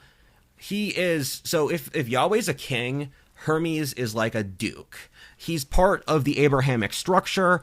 I have tried to tell you many, many times that the things I say are not in contradiction with Christianity, that I'm a full-hearted Christian. And my question to you is, what evidence would you need to see that Hermes or Odin isn't a demon? I'll give you more evidence, but what evidence would you need to see he's actually serving Christ's interests? Because I can talk to Yahweh. I can answer questions for Yahweh if you folks are interested in that stuff. And I've tried to stay consistent with the Bible. If anything here contradicts the Bible, then I will throw it away because I submit to Yahweh, because I don't fight Yahweh. That's being smart. It's being smart and honoring he who created you. And so Hermes speaks to the game of life itself. Yahweh speaks to your soul. And then this is the game of Darwinistic evolution. The thing I am talking about is how do you do best in Darwinistic evolution, which is how do you replicate your life form? Because we pit life forms together in competition because the spirit world is innately really boring, so they need to test you really hard in this material world as like a roller coaster, and then you go back to being a spirit. And psychic space, you control how you relate to it. It's really complex, and you get higher levels the more you progress. But if you want to go to heaven, you can guide yourself to heaven. If you want to go to hell, you could do that. If you want to wander around the tree of life, you can do that. This is why different religions have different afterlives, because they're legitimately different ways to access the spirit world. It's why Taoism talks about immortality, and immortality, or your soul going up to heaven, living forever, is generally a good thing. And I'm going to be perfectly blunt here. So, for Christians, I understand this may feel like heresy to you, but there is a not low chance I just saved your religion from extinction out in the industrial world. Your numbers are crashing, or our numbers are crashing so rapidly. Europe went from being overwhelming Christian to only Western European countries, only a quarter Christian in the last 20 years. America dropped from nearly 100% to 2/3 Christian. Christianity is collapsing right now, and we needed intervention. And the intervention is that you need to connect God. If you can connect to God directly, which was Christ's message, or I'm going to back up. Christ wanted you to do God's message and not get bogged down in intermediaries. And he was against the Pharisees because he stood for actual relationship with God. And this speaks to a theme I talked about earlier, that a prophet founds a religion which is a living life connection with God. And it's very important I'm talking in audio here, because in audio I can convey my life force to you. I can't do that in writing. It's why in the age of writing, secularism predominated. And then in ancient societies, these spiritual messages are conveyed through voice, because living knowledge, dead knowledge. And so our society had no ability to connect with God because our entire linguistic system was controlled by written word. And this is why the Druids were so keen on how the ancient folk wisdom had to be passed on through the spoken word, which is why we don't know as much about Celtic mythology as we'd like, especially in Gaul. But we know that the Druids had an incredibly advanced system. So I am basing all of this off medieval Catholic mysticism.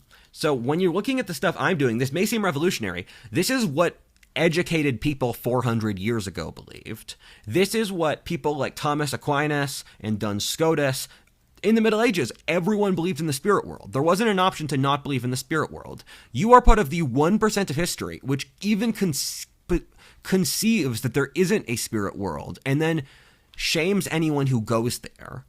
The most advanced secular societies of the pre-industrial world still believed in the spirit world. Look at even the Romans or the Chinese. Industrial civilization, you guys are the weirdos, and we're scared for you. So, in medieval mysticism, Hermes is the lord of the upwards mystic development, and this was something that was very in tune with the Christian tradition, in which, I'm gonna ditch the hat for now. So, in the Christian mystic tradition, Hermes Trismegistus was treated as equivalent to one of the pre-Christian prophets. So the Catholic Church would fund art with images of Hermes, Plato, Socrates, Aristotle, and actually I don't know if Socrates is on the list, but it's definitely Plato, Aristotle. There were lots of pre-Christian philosophers who Christian thinkers drew influence from, because Christianity was an outgrowth of the ultimate classical civilization, with a lot of influences from those authors. And Hermeticism was integral to Greek philosophy, because it was a mixing of a Greek and an Egyptian philosophy. So Christian thinkers in the medieval and the early modern period were very on board with Hermeticism, which we will get to later, where I will show you the history of Hermeticism and how this is something that's always been with us and people have always thought about, and why Hermes has always been here to help us, we just didn't know. Hey, I guess gotta use these points as a brief summary to explain what I'm really trying to say here. So the way the spirit world works, the map of the spirit world, psychic space, Christianity is the cross. A cross, which is human suffering, the cross line, up, down line moves you up towards God. Christianity in the Abrahamic tradition is an elevator shuttle towards God. We hold the fort down with souls so that they can use the elevator to get up. So our role is to be as good at Darwinistic survival as possible to help souls move up the great chain of being. We are the guardians of the tree, and that our duty is to protect the physical, material world so that spirits can reach God more closely. So this is why we have a differently aligned moral code than other previous religions, and why we are purposely in contradiction with no major world religions. Because Hermes is the lord of the wanderers, and the lord of the people who want to be left alone, and the lord of the people who are self-sufficient and don't want others to bother them. Because the great rise of the West across global civilization was due to the individual, due to men like Odin or Hermes who stood for themselves and wandered knowing many lands. Because one of the great purposes of life is to see as much of the 9 worlds as possible. And I pull that from Norse mythology because there's all these different dimensions of spiritual space, which I'll explain how you cross. And my goal is to see as much of the tree as possible, to be a translator for the tree, to show you a map of it, to discover it, much like the Europeans in the New World. So I am trying to feel and empathize across the whole tree. And empathy is the most important thing, because empathy is both very fun, what God likes you to do, and how you win. Because when you empathize with someone and you understand them, you're getting inside their head. There's an enormous difference in empathy and sympathy. Empathy is the ability to understand someone for who they are, to feel them. Sympathy is the ability to feel sorry for someone. Our society is drowning in sympathy, and it's terrible because none of it fucking works. It's just not well done. But empathy, Bismarck is very high and was very high in empathy. Bismarck, the German chancellor in the 19th century who unified the country, making him one of the most important German leaders in history, he was able to empathize with every neighboring country to figure out their strategy to destroy them. So empathy gives you a strategic advantage, and it lets you learn from the best people in history. It's ridiculous. You people haven't realized there's all of human history to learn from. You want something, figure out how someone did it, empathize with them, get into their shoes, then figure out how they won so that you yourself can do it. So you win through that. And also, people are just begging to be empathized with. People are so desperate to have anyone listen to them. You've had to listen to me for 10 hours. Find someone else. Listen to other people. You should talk to each other and share your emotions. You should share the things that matter to you and talk to others about what you believe in, what matters to you. I'm going to show you so many things that matter to me because I want to show you who I am, so that because I treat myself with self-respect, you can treat yourself with self-respect and then share yourself with others. But you have to share yourself with others in a responsible way. And that's very, very important because you have to be able to interact with others and make sure you're fine, because you do not belong to you. You are a life charge. You are a burning core of human nature that is a reflection of the mind of God. And so you have a duty to your entire ancestral line and to God to do as best as possible. So when you speak, you are not speaking. You, the representation of all of your bloodline and of your people and of the man who serves whatever God you serve, is who you are. So you should act like it. You have to be responsible because your life is about you and it's not about you. That should make sense, but also it should confuse you. That's just how things are. So I'm here to empathize with you, understand you, and then to build a coherent narrative of how the world works so you folks can get through the next age of history. I want to explain how the spirit world works, material world works. I'm just here to be, I'm here to tell you video game lore. We're the best video game ever. And I want to see all 9 worlds. I want to do some cool shit, have some good vibes. And the way history works is as a double helix, where your perspective on reality changes over time. This was a huge breakthrough for me because you could not explain the Industrial Revolution to an ancient Babylonian because they didn't have a concept of rational objectivity or philosophy or a natural law. They didn't have any of those concepts. So their worldview is a certain thing. You use the back door, ramp up to a new worldview. And this is a process that occurs through suffering and evolution. Evolution only comes out through suffering. And you can preempt this process by being responsible, and responsibility lessens the amount of suffering you have to do in order to improve. If you're not responsible, suffering has no effect in improving you. But if you combine responsibility with suffering, you can improve as a person. And you will improve in ways greater than you could ever even understand or imagine. Look at where we are compared to 500 years ago as a species. Look at how we are from 100,000 years ago, when we were friggin' apes in the African grassland. Now we're apes in buildings who are depressed but have godlike power. And I am not telling you anything new, because this is what humans do. We always explore. Our men always find new stuff to bring home to our women and children. And that's just the nature of life. And it's beautiful, and it's always going to be cool. And whenever you get bored, it gets better. When the Industrial Revolution happens, because the nature of the game is as complex as your most complex level of thought. So, for example, with all the philosophic and scientific breakthroughs that came about in the early modern period, you saw science, you saw the Age of Discovery, you saw the Industrial Revolution.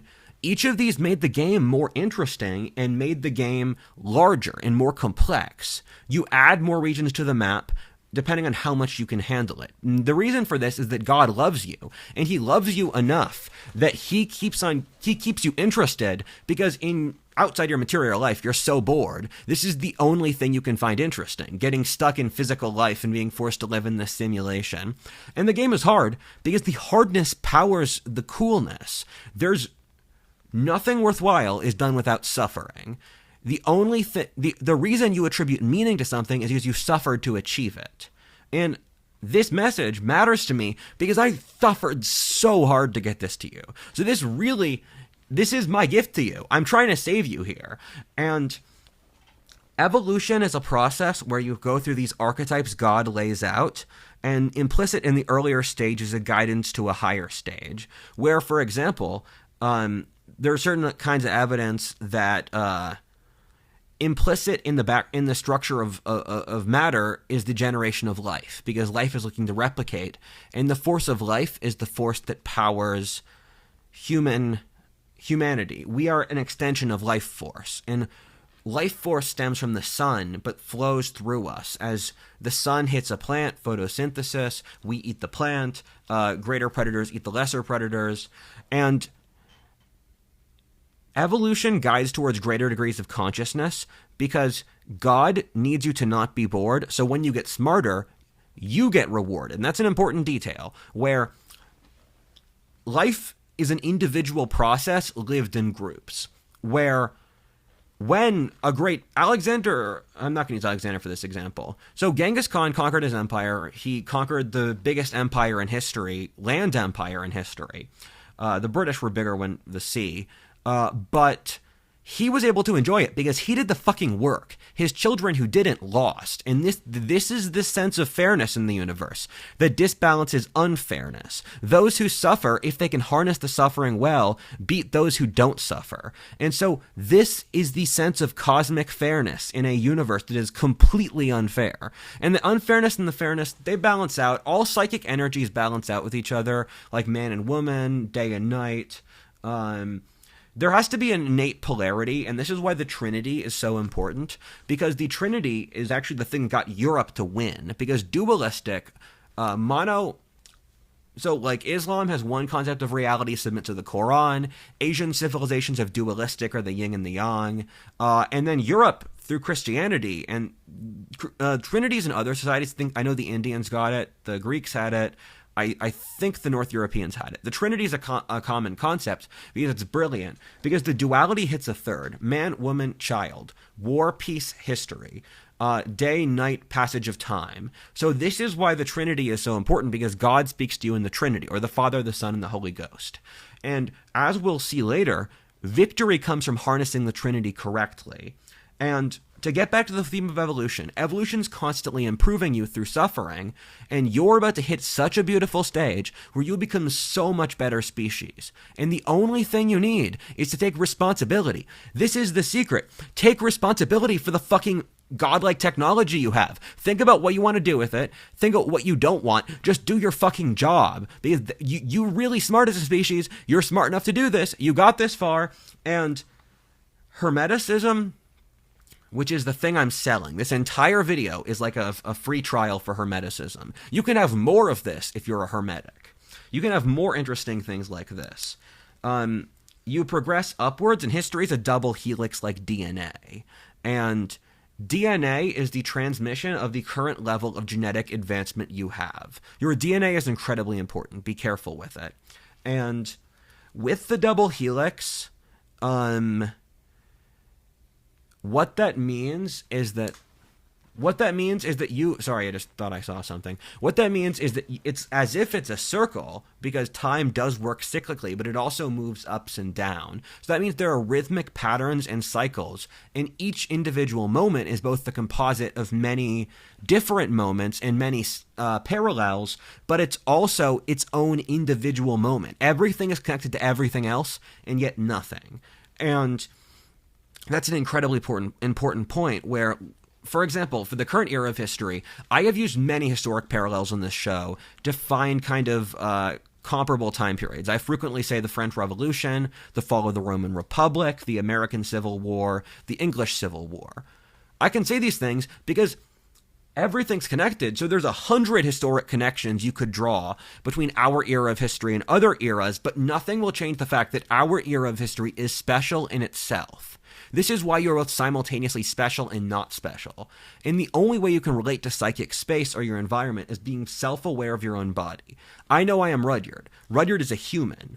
This is what I know, and I relate to my physical environment because I am self-aware of what my body is. Once you gain self-awareness of your body, you can finally start to notice details you didn't notice before because you're truly living in your own skin. Again, we're holding down the fort for the fucking corpses stuck in this game. Yes, spirits come and go, but this is talking to the corpse. This is talking to the body that's forced to play in this game where gods and spirits and governments rape them. This is speaking to the individual over history. This is speaking against foot binding. This is speaking against slavery. This is speaking against ideology. I am speaking for the individual over history, the fucker who's pushed around by the bigger sides. I am protecting him. And I stand so that other men can stand. When I read history, I consistently find the powerful drive the weak down. And that's not right. And you constantly see the suffering, and you constantly see badness followed by badness followed by badness. I break the curse. I'm going to start goodness. We're going to start looking at history, being responsible, and figuring out our future in a way so that we can avoid the horrors of the past, so that we can build a better future in a way that's cool and not lame. And the reason sperm has been such an important part of this video is that sperm is the material you use to pass on your identity onto others. You have such a beautiful gift to pass on who you are through all of history. And the way you do it is by finding a woman. And then you can have children. And this is magic. It's so beautiful, and you change, and you can participate in the game. And your society is so scared of it because you were taken over by people who hate their bodies and who hate everything, and they warped a vague sort of moral code that originally made sense into one of the most evil things ever in human history. You got stuck in a really bad position of evolution where to psychically balance your godlike technology, you believed really stupid ideas. So, the priests of your now dead religion did a really clever switcheroo on your ideas with your mental mythology. Because mythology has to exist, it's just how you process the world, and it's how you relate to your environment. So mythology is the mental switchboard you have subconsciously. And your society's mythology is mostly a combination of Hollywood, Freud, and leftism. I might be forgetting some, but that's what I've assessed largely. Most of these were not that well thought through and are basically just rationalizations for lazy people and for the foolish. So, the mythology you have is that the origin of your society's immense godlike power and incredible wealth is due to service of material form. This is a trick entropy told you that the mental node that caused your society to be so successful was your complete alienation from your environment, or objectivity. So, objectivity is useful in some ways. It's a way to, especially for dead materia, objectivity is super, super important. However, once you're doing it at the human level, you have to use empathy as a way to figure out the incentives and the mental states of each player. So, the Western narrative of myth of how your civilization perceives itself is nothing happened before Thermopylae. The Greeks created logic and created secularism.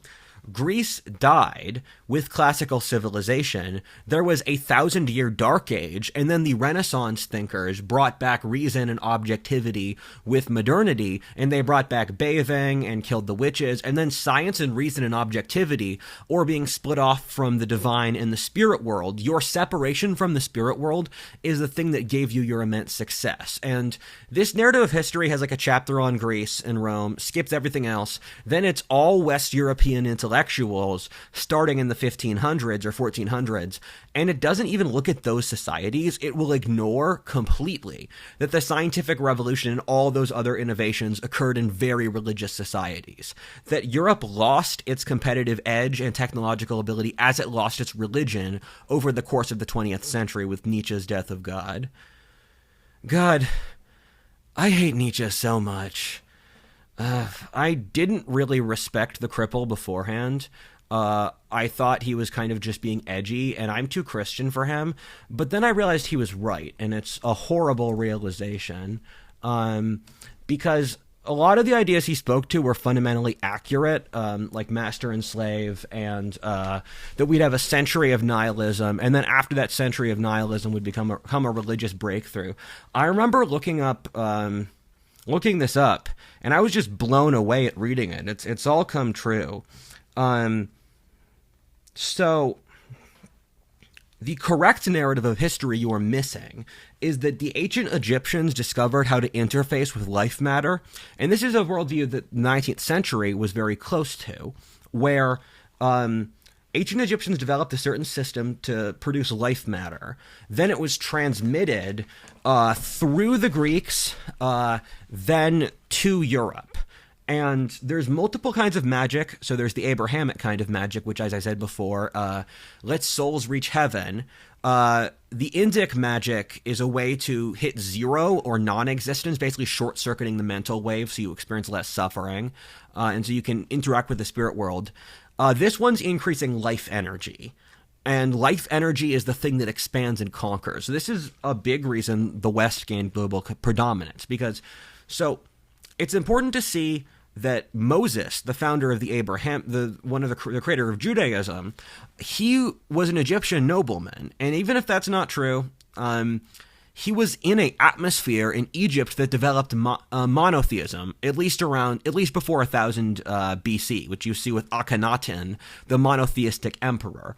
And so Egypt developed these certain mystic traditions, and the Greeks took them from the Egyptians. And when you read if you read histories from the 19th and the 20th centuries, they will always prioritize that Western civilization starts in Egypt, and the Greeks took certain teachings from the Egyptians, where early 19th century, Napoleonic period, part of the reason there was a huge Egypt mania, if for example, certain cities like Memphis, Tennessee, or Cairo, Illinois, or Athens, Georgia were made in the early 19th century, because there was this Egypt mania, because the Masons, who are the guardians of this kinds of philosophy, they were really powerful at the time. And we'll get to the Masons with the Founding Fathers at the end of this new history.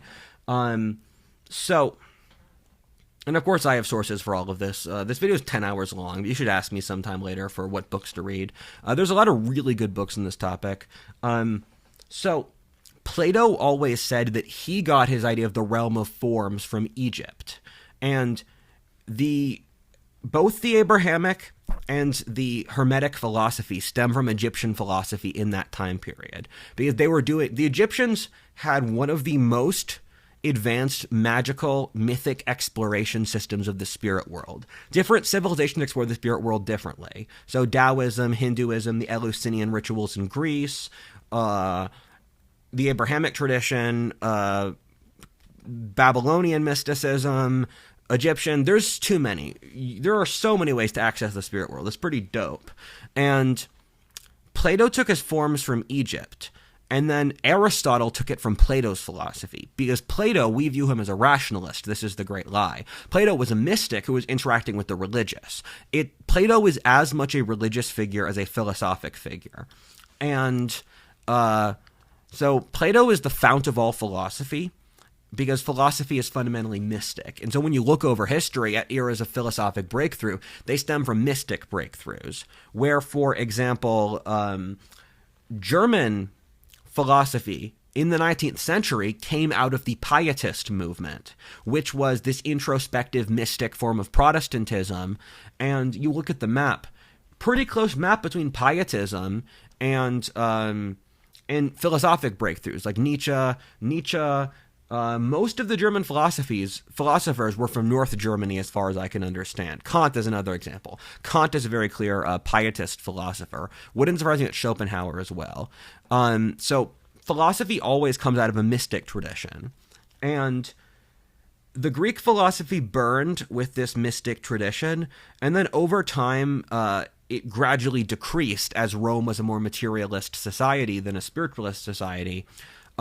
Jesus, though, was a way of reconnecting with the spirit world, where the message of early Christianity was to be one with God, to connect with God through Christ, and that Christ is this sort of axis in time through which you can project psychic energy, healing psychic energy. That's why Christ is so good. Dying on the cross was him taking responsibility for all of your sins, and I am so grateful he did that, because you don't understand the suffering. I was able to feel at least part of it in ayahuasca, and it is so agonizing. Please be thankful for Christ. So, the Muslim golden age, because the Muslims were the first people after the Romans to have a scientific and cultural golden age, they reinterpreted the Hermetic ideals, and the alchemy is the same thing as Hermeticism, or so close it's not worth arguing over. Alchemy was the biggest in that time period of probably any other period, and that was when Islam flowered. And then after Islam had its dark age with the fall of the Abbasids and the collapse of Islamic learning, they lost the Hermetic tradition. But there was the area of Tarsus in South Turkey that was literally run by Hermetics at a certain time. So with the Crusades and contact with Byzantium, these ideas spread to Europe, and then Europe saw its technological innovation. And when you look at early science, it is the wedding of Hermetic and Christian influence, because every civilization has two guiding spirits. For the West, it is the marriage of Christ and Hermeticism. And there's multiple marriages. The spirit world's very complicated. Things are not special. Things are what they are. But part of the Western psyche is the warrior Hermetic king spirit that stems to Egypt, and then the feminine Christ spirit, which also ultimately stems back to Egypt with Exodus. And both traditions are guiding the West, and we've needed both, and they're class-oriented, and it's husband and wife. Christ is the husband, and Hermes is his wife who submits to him and does what he would like. Christ is the ultimate guiding force here, and we're here to support that. And Hermeticism is here to support other world religions. It does not act as a religion in itself. I compared it to Confucianism or Plato or something like that before. So in Western Europe, if you studied the origin of science, you'd find several interesting things. The first is the early scientists, which were concentrated disproportionately among my people, the Britons. They were all mystics. And the founders of the Western scientific tradition, it's getting kind of hot in here. The founders of the Western the Western scientific tradition were theologians. If you look at the founders of modern science, they were Catholic monks roughly around the time of the Black Death. And they established the modern scientific system, pairing the inquisitive spirit that stemmed from the Greeks, which can be symbolized with Hermeticism, and the humble side that came with Christianity, which came from millennia of the Jews getting crushed and realizing they need God. The worship of God comes first, because you first have to acknowledge that you are completely servile before God, and then after that you can have the inquisitive spirit. This is why the two balance out, and why science has the Trinity system, where you test, you make a hypothesis, you test it, you check the results. This is the Trinity from alchemy. The Trinitarian symbol is significantly more important than you think, because the West structured its society off a Trinitarian model, with the three estates, that being warriors, church, and workers. And this happened because I don't know if it's intentional or divine design or accidental, but the West's great advantage is its fluid social structure, where these three social classes fought each other so the West could have decentralized political structures and social structures, such as capitalism, science, democracy, internal wars, a variety of different methods that the West has to domesticate competition, because they understood the Trinity. They understood if you have two forces rattling together, like Republicans and Democrats, or like Protestants and Catholics, the rattling creates a better reaction. They fuck and they have a kid, basically. So Europe built social structures based off this, like the ones I described before, and these were incredibly successful because they were able to integrate change in a better way than more autocratic structures. This is why we believe in freedom, because freedom forces people to be accountable, because the government is the best when both the people and the government are well-designed and moral, and they act as a countervening force to the other. The church and state should do this. This is something the West has been very good at and has given the West an enormous advantage. The West has gone into decline over the 20th century, as you can obviously see, with loss of colonies around the world, loss of economic dominance. We're still doing well, though. Loss of speed of technological progress, loss of moral values, collapse of birth rate. The collapse of civilization always looks the same, whatever society you're in. Things are simultaneously new and old at the exact same time. That came about due to the collapse of the constantly competing social structures, which is due to the growth of the bureaucracy. And what happened is that the bureaucrats rewrote history in a way that was completely inaccurate, and they forced it down your throat in the 20th century, and they made history so boring you would never try to read it to figure out that they're completely wrong and lying and bluffing. History is cool. We are here to prove that. You're going to enjoy history. We are going to force you to enjoy history and the classics and cool stuff. Your ancestors are totally cooler than you, by the way. So rise of the bureaucracy killed the West's organic social structure, which is why which is why the bureaucracy is so dangerous, because you needed the different social groups like the church, the state, the bourgeoisie, the king to fight each other. And it's why I'm an anarchist, but in a cool way. I am a cool, realistic anarchist because I support individual freedom, and I support relationships through consent and relationships through mutual appreciation and empathy, because once you access the full humanity of something, time moves faster.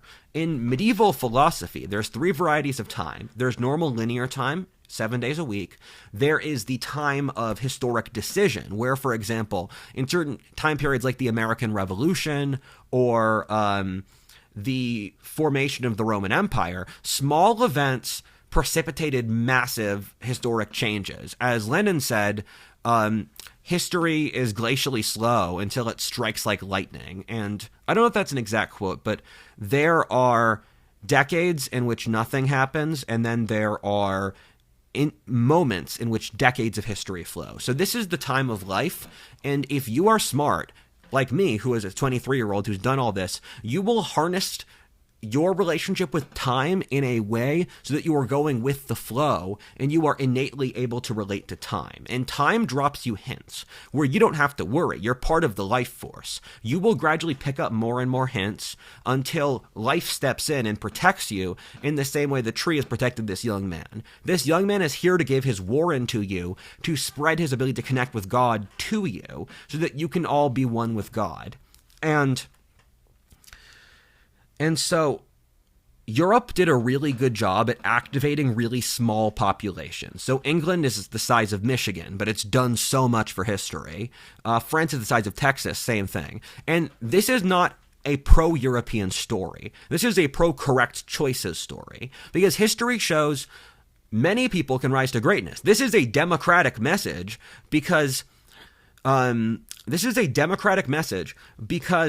this is something where I'm telling you how to do it. If your country wants to be great, follow the things I'm saying. Establish the separation of authority. And when you look at America, you find that this trinity of power was something our founders were very careful about because they knew these things. And let's go further, where I continue to state the point that the Western philosophic and intellectual tradition was a tradition done by sorcerers rather than paper pushers and logicians, where Europe made its breakthrough to science stemming from Hermetic and Christian ideals mixing together.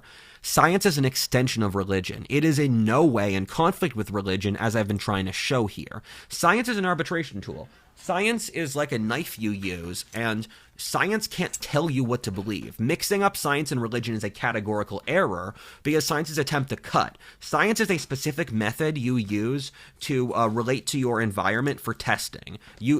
Science is a testing method. It's not a moral code. And whenever you try to project your moral code on science, you just rationalize it and you use science as a feedback loop because you only study the things you believe in.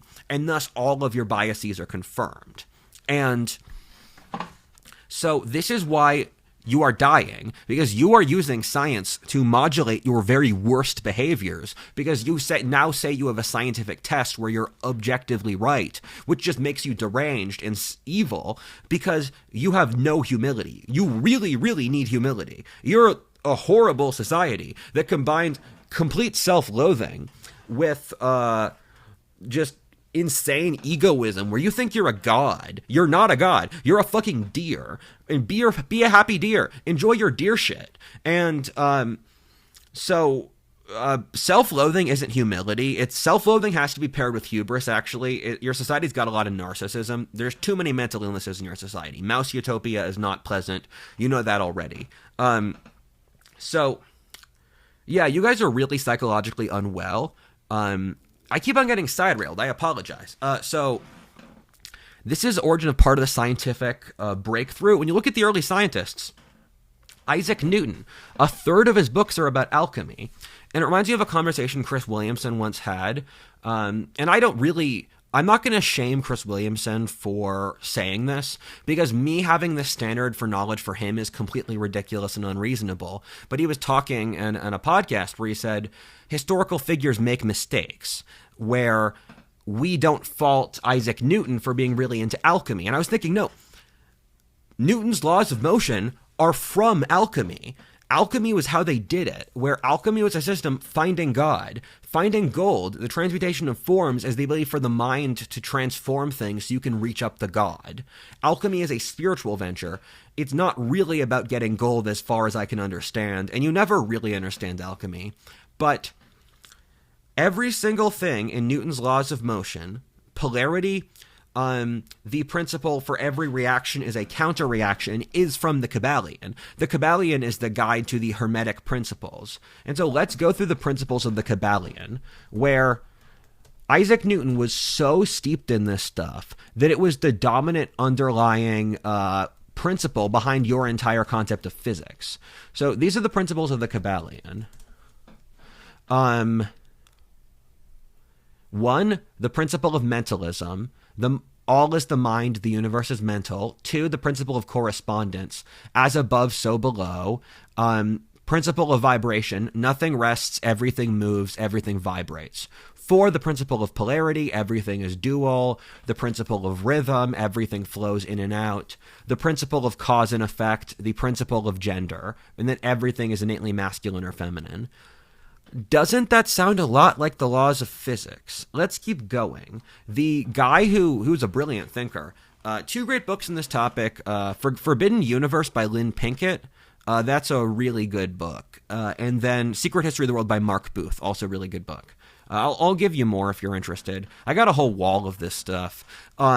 So Bruno, the first person to talk... We don't talk about... I won't sully my honor with that song.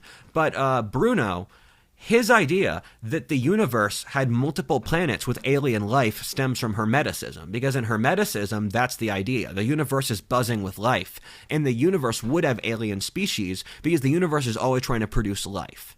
And so the idea of Galileo also based his ideas of this heliocentrism around Hermeticism, because the Egyptians used the sun. They said that energy stems from the sun, and the sun is things that vibrates life out. It's like the sun is a nuclear core that with its sheer destruction of atoms allows the creation of life, and all life ultimately stems from the sun. And I don't support worshiping the sun. It's a fucking big nuclear core in the sky. We should worship God, because God is better than a million suns, or infinite suns.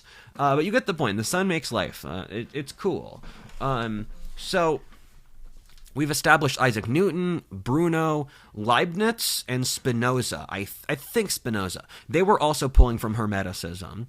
Then you get to the Enlightenment and the Romantic era, where German philosophy was pulling very heavily from Hermeticism. And the Masons are actually a Hermetic order. I've studied Masonic lore. It's actually pretty boring. It's just watered down Hermetic lore.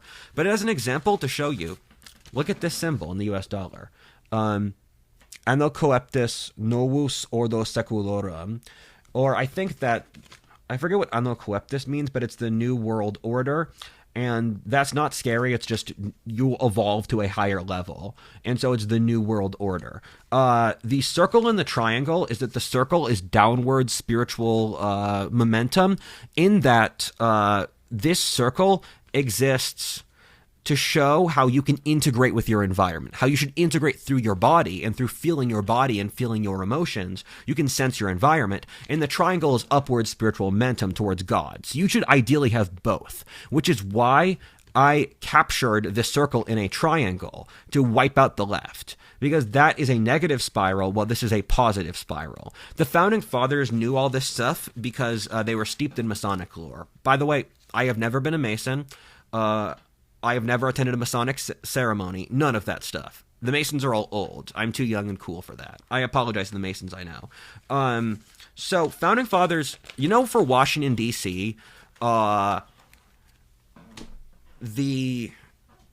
that monolith? The one in D.C. I forget its name. Yeah, that's an erect penis, because in the Hermetic system, the penis is that which grows life. Then you have the flat land next to it, the rolling park. And that is penis acting on materia or land. So the Founding Fathers knew all this stuff, and they built America. And E pluribus unum, our motto, is out of many one, which is an alchemical idea where the Trinity, you access the Trinity 1 is 2, and then 2 is 3, and then 3 is 4, which is 1. Which means that when you have multiple opposing forces, like our triple-sided government, and the division, they were studying Aristotle, the division between North-South, New England, Middle States, South, judiciary, legislative branch, then executive branch, and you have federal government, local government, and state government. The Founding Fathers knew this stuff, so they built America around trinities, and is it a surprise America is the most successful country in history? This is stuff we've been doing, where the point I'm trying to convey to you is the reason the West won is not due to oppression, it's not due to reason, it's because basically upper-class white men made a deal with the god Hermes, in the same way Rudyard did. Other people can, just due to the pressures of conflict in the European environment, upper-class European men made a deal with Hermes, and this deal is what made them win, because they were able to take the Hermetic philosophy, and it's why the Europeans had such advanced technology, because they were taking God, they were using formism, they were able to model the mind of God, take ideas from God, make tech out of them. You look at China, when the Confucians beat the Taoists too hard in 1000 AD, China stopped innovating. When Hinduism settled into too settle a form, it became too conservative, India stopped innovating. When Islam cut out their hermetics, they stopped innovating. Although I wonder why the Sufis didn't cause more change. But mysticism is the force of discovery. You can't be creative and not have mysticism. It's always been mysticism. And when you look at European history and world history, people leave these little winks and nods. And you leave the winks and nods as a way to see someone's level of development. And so you'll say a certain word, which they can interpret multiple ways. This is a test to see their level of development. So what you're doing here, for example, with the symbols in our currency and in the Washington Monument, is the founders were leaving hints to people in the future that this stuff is important.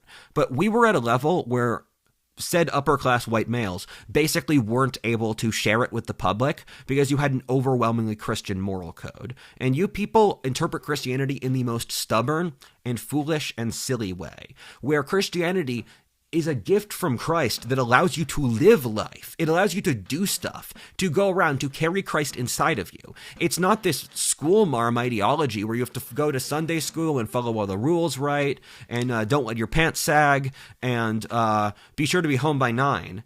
That's not the spirit of Christ. And you need to accept your ancestors made a decision here. Because to look at the Renaissance as an example, the nude in Renaissance art stems from this, where the the visual appeal of the female allure always stumps me when I think of it. It is truly irresistible to me. But back to what I was saying, Vitruvian Man, the Leonardo da Vinci painting, is a hermetic ideal where once you realize your physical body, you come to understand that your body is how you relate to your environment. Your body is your place in psychic space, and I am confident I exist. Our society has tried to shatter my identity for my entire life, but I am confident I exist. I am Rudyard William Lynch, and your ancestors made this deal at some point in the Middle Ages that you have to cash in on them, where Hermes let them get godlike technology, and the goal was to use the godlike technology to show to you that Hermes was real, and we would make your lives better so that in a Christian moral code you could respect it. However, there was a clutch loss where the left used the immense wealth in the short period to seize control of every institution to block us. The mystics are back now. God is back. The left is already lost. The materialists have already lost. We all know that God is real and God runs the game. So we're pulling in clutch. And we'd like to tell you that we've been here and we've been helping you and we're your friend.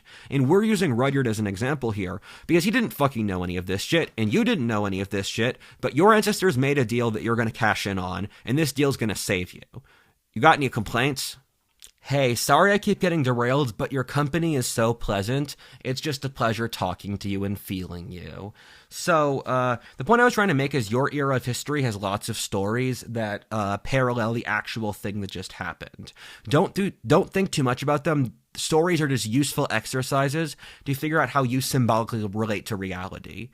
For example, 1984 was a really important story, or Lord of the Rings for Rudyard, figuring out how he related to the threats in his environment.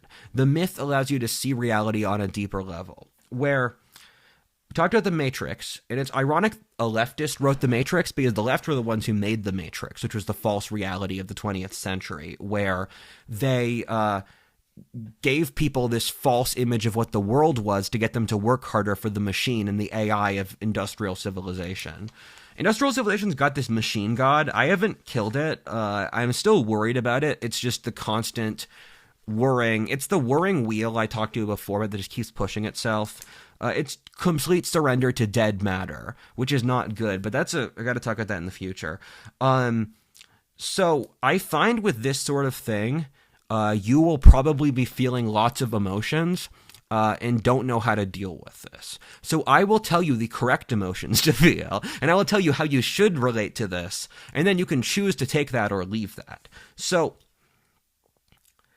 I am going to appreciate my environment and appreciate pieces of art that symbolically to me feel close to what I feel I just did. I'm going to talk about movies and music because that's two ways I process the world. The way I process the world is I have a symbol, and I use the symbol, and I study the symbol to understand broader truth. This is the Hermetic method, where in Hermeticism, the universe has this pre-established system of scientific development, where you get a consciousness breakthrough, God has assessed you're capable of being responsible for this, and then God elevates you, and so you get the new technology.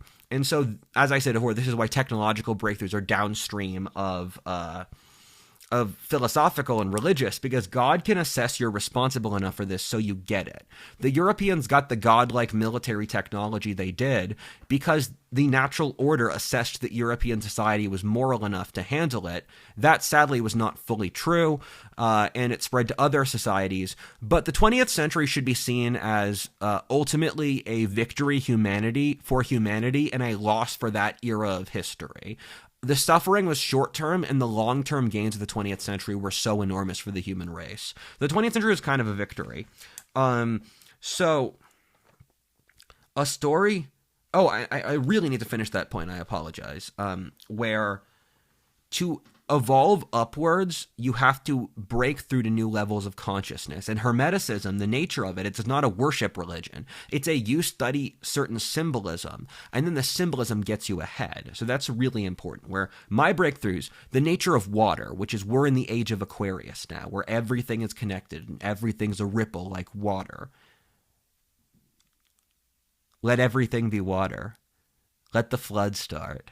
And by flood, I mean peaceful event. I, of course, do not support violence. I do not support any aggressive actions. Our enemies are so innately weak, they're just going to lose. And I support martial pacifism because I am a Viking Quaker, where I support being armed so that people don't fuck with you, but then not fucking with others. Because as Seneca said, the best protection against war is to have a strong military. You know, guys, I don't know how many of these quotes are accurate, but you should fact check them. The gist of it's always accurate. So our job is to develop psychologically as a species using these methods to interact with our environment so that God can sense our level of development. And this is important because God bestows evolutionary breakthroughs onto you once you hit a threshold, which is why you'll have singular philosophers who made a huge breakthrough in a field that was never paralleled before because they were the first people who hit that warren in God's story. So God bestows people like Plato or Confucius or Isaac Newton or many great philosophers, including Rudyard. Rudyard hit up against an intellectual threshold, so we just fed him a lot of shit because the threshold was so much. It's not personal, as we said before. And you need to morally advance to get more technology. You need to move up through faith in the great chain of being so that you can also pull back downwards the great chain of being with reason. Faith up, reason down, material, spiritual. And your society will stop advancing because you are such terrible people. Your technological advancement came from a high-trust society, and as you lose the high trust, you'll lose the advancement. And this is the problem where your intentions inform the world. Your society has very bad intentions, so your technology comes out demonic. This is something you should probably think about for AI, where, for example, the technologies you're inventing now, like genetic engineering and AI and automating, these are technologies that can be of immense power that can be used for good or evil, but be very careful about the intentions, because the intentions you set in that specific time period will ripple forever. And this is why we sent Rudyard, because we wanted someone who you knew you could trust to handle with the power of this godlike technology. And look, Hermeticism has a pre-established system with an entire moral axis built around what level of consciousness, and we're developing tests to assess this already. My people are doing that. What level of consciousness you can gift someone technology. So I am here to use power responsibly and make sure that the godlike technologies that we are getting now will be used completely responsibly so that people don't suffer, and with honor and duty. And yeah, I just look at the godlike technology. We could make such cool stuff that gets us closer to God. It's so much stuff. We just have to not be demonic. We just have to have responsibility for not being demonic, and then making sure power is held responsibly. And I care a lot about that. So we are about to each reach a massive developmental level, and in that developmental level, we need to be close with God, which is why I'm opening up the tree to you. I am giving you my tree on Christmas. You can have the baubles on it now, and I say this right after midnight passes, because I am finishing this video around the witching hour of Christmas, which I'm sure is a symbolically important day, and in a moment. So I have just gifted you a system that tells you how to use technology responsibly. I hope you can understand the meaning of that. And it is of the highest importance that we develop institutions around this, institutions of human capital, to train quality men who can wield this technology, because otherwise horrifying fates that we can't even understand are possible. I speak with the utmost urgency, and I hope you can understand this and take it seriously. Rudyard is deeply overwhelmed, and he is deeply terrified, frankly, now. But Rudyard is a brave and strong person who wants to serve you, and he really wants to help you. And he understands his place in history, because we gave you a person who truly understood the meaning of suffering and understood the meaning of responsibility and duty. And I hope that my story is able to become inspirational for other men in the future who stood for other men. Men stand for men, and by men I mean humans. Because when you stand for men, you stand for all humans. Because this can't go on. This isn't right. And I am here to tell you how I understand the situation. This was the best I could do. So, this is like the 5th time I got sidetracked, but this stuff's really important. American Beauty had a lot of presages to it. I sensed the author was a psychic. American Beauty is one of my favorite movies, and lots of authors you see as rational intellectuals are actually psychics. Like Nietzsche, he had psychic abilities. Isaac Newton had psychic abilities, because the psychic ability is the way to deal with the form of ideas. And so if you think about abstract concepts or you're intuitive, you're some level of psychic, because psychic is advanced empathic abilities, at least in part. This stuff is adjacent to science, and it's all completely plausible because all of universes ripple. So we're constantly rippling things out to each other, rubbing off on each other. American Beauty understood the very ending of the movie. You should rewatch that. You should see it with new eyes. American Beauty talks about a lot of the concepts we see here. And on top of that, American Beauty is such a incredible understanding of the social issues implicit in modernity. It has the cold wife, it has the corporate takeovers, the rising inequality, the breakdown of organic family relations, social status, like edgy shaman boy. And so American Beauty, you see part of this. Another few movies that really are how I feel about this. One of them is Princess Mononoke, one of my favorite movies by Studio Ghibli. And in Princess Mononoke, young Prince Ashitaka of the Ainu, who are were the indigenous inhabitants of Japan who lived on the North Island, he has PTSD, or not. It's so close to PTSD I process it as, but he has a curse where a demon boar attacks him, and the demon boar adds a cancer to him that's going to eat him apart as demonic plague. At the same time, this demon curse makes him incredibly strong, unbelievably strong.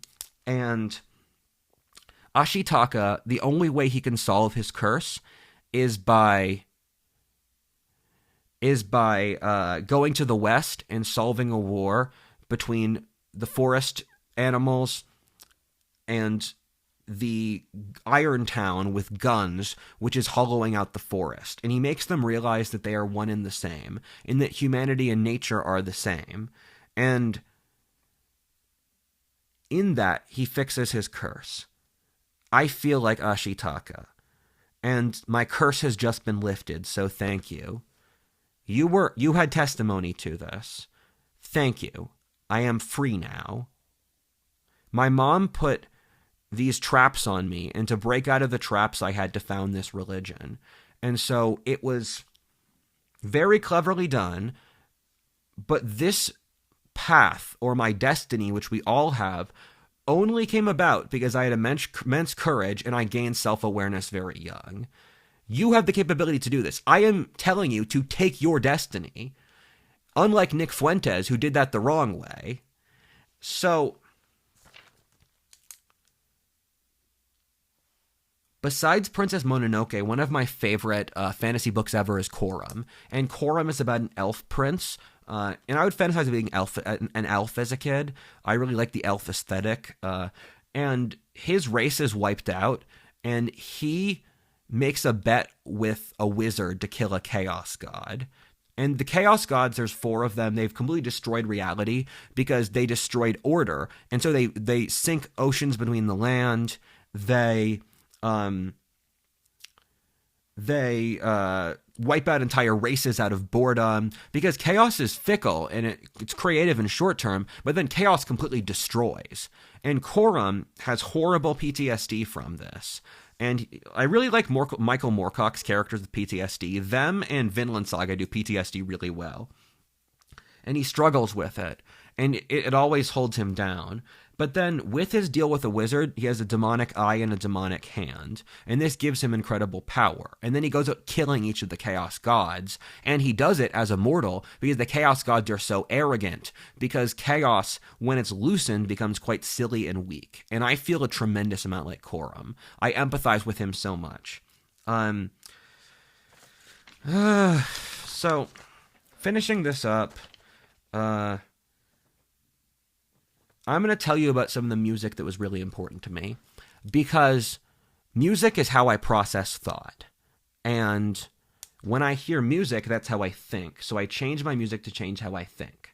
And the way I processed this is I picked certain songs as symbolic for certain eras of history. So Clean Bandit's song Rather Be was symbolic for me for the 2010s order. You can say this is silly, but this is just how I am. Clean Bandit was also symbolic to me for the post-COVID order, which I saw as a waiting room, with that being with their song with Mabel, TikTok. I saw that as symbolic for the period after COVID when there was too much cheap money. And I really hate 2010s, how our culture has no creativity. I can't watch pop music. To be fair, I like pop music in large part because there's beautiful women. But I have to have the music, and they have to be likable. And the problem is that all the new pop music is just about being a sociopath degenerate, where I'm so scared for these young women, because literally all pop music now is about hating yourself and being depressed. A lot of it's literally about suicide. You can't make a happy pop song anymore because the envious witches took everything. And I'm frankly just worried about you guys. I need to. I see your culture, and your mind is not well. And Senbon Zakura, which is a Japanese. I don't listen to the original version. I listen to the more serious version. Hatsune Mika. Her voice isn't serious.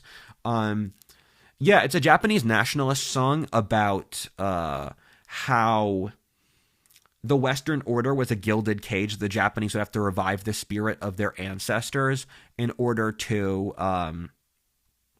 survive in the coming chaos. I used that mentally as a proxy for the coming new destructive order. Twilight of the Thunder God, or a song about Thor killing Jormungandr at the end of Norse Ragnarok. That was my favorite song for years. I really empathize with that. Last Dying Breath by Sabaton was a song that got me through high school because I would listen to it for hours on repeat. I'd wake up to it, I'd walk to it because I was constantly exhausted and scared in high school. And Last Dying Breath was a song about the Serbian military where they fought on to the death in World War I. And the song goes, soldiers, heroes, die for your land. Your lives are gone, erased by your command, until your last dying breath. In haste, our lives are erased. Forward to glory for king until your last dying breath. When I was in high school and I thought I had died, I listened to that song as a proxy to me about I was past the date of caring. And I thank you so much, God. You gave me that day when I didn't cut my arm, and that this all leads out to it. It's so beautiful, God. Tobacco Island by Flogging Molly was another song. I like how hard that goes. That song was how I thought as a teenager. When you listen to that kind of music, that's how the inside of my mind is. So, Tobacco Island with Flogging Molly, my brain moves that fast. That's what the inside of my head feels like. And I was more stressed. That song goes, "'Twas 1659, forgotten now for sure. They dragged us from our homeland, their musket and their gun. Cromwell and his some things came and took all they could. Oh, to hell we must sail for the shores of sweet Barbados, where the sugar cane grows taller than the God we once believed in. The butcher in his crown raped the land we used to sleep in. Now tomorrow shines on ghostly crimes that haunt Tobacco Island." That song, for me in high school, is what going to school and having to deal with my mom felt like. It's a song that the Irish sent to slaves in Barbados in the 1600s. And I felt like I was stuck in some faraway land from home where I felt like I was constantly being bossed around and I didn't have agency. Rising of the Moon, my father would sing me Irish rebel songs, and when I was stressed, I would sing them back to myself as a kid. And the Irish, I could relate to their aggression and being forced to fight an impossible battle. So I love my Irish people's music because it's very complex, the lyrics are incredible, and it's also about really hard situations. I love music so much. I constantly think about music. Nine Treasures has been my favorite band for my whole life. They're a Mongolian Buddhist metal band. When you listen to their music, that's what the inside of my head feels like. I really hope I don't get them hurt. I know they're in Beijing. I know they're in China. And so what I'll say, because China is not nice to people. They're not in a good stage now, but I'm just going to tell the Chinese government, please don't hurt these people. I really like this band. They're good guys. I don't know if they're good guys. Their music has spoken to me on a deep primal level. Their music was a huge part that got me here. I would listen to it, and the hardest parts of a lot of the hardest parts of my life, and especially in my wandering phase. And I love music, and I process the world through music, and I'm happy that I can share my love of music and stories for you. And for another story, Arthur C. Clarke wrote a book called 2001: A Space Odyssey. And it said that in the year 2001, there would be a breakthrough in how humans processed consciousness relating to stuff like AI and space and new technologies.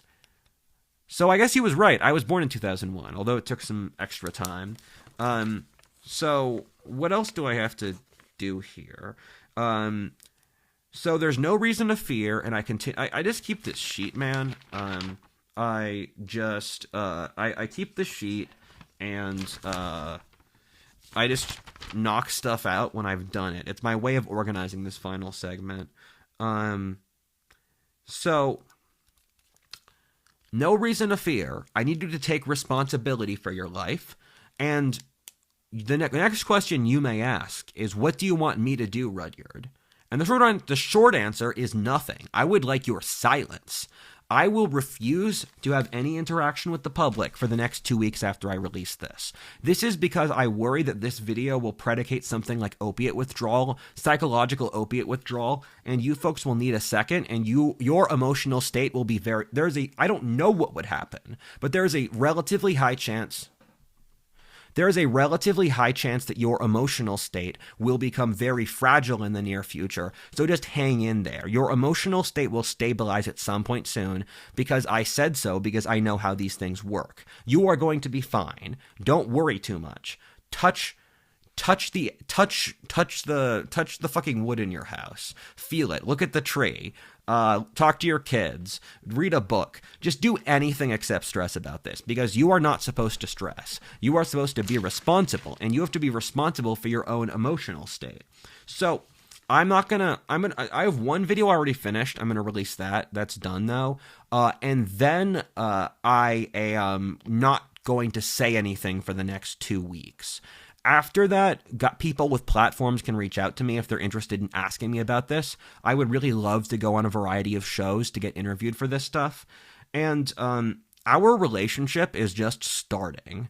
So if society is my girlfriend, the message I would convey to you is I don't actually like you, and we need some space. And then we're kind of forced to be here together. You can choose to reject me if you'd like. I got better stuff to do. Actually, no, that's not true. But I have hobbies. I'll be fine by myself.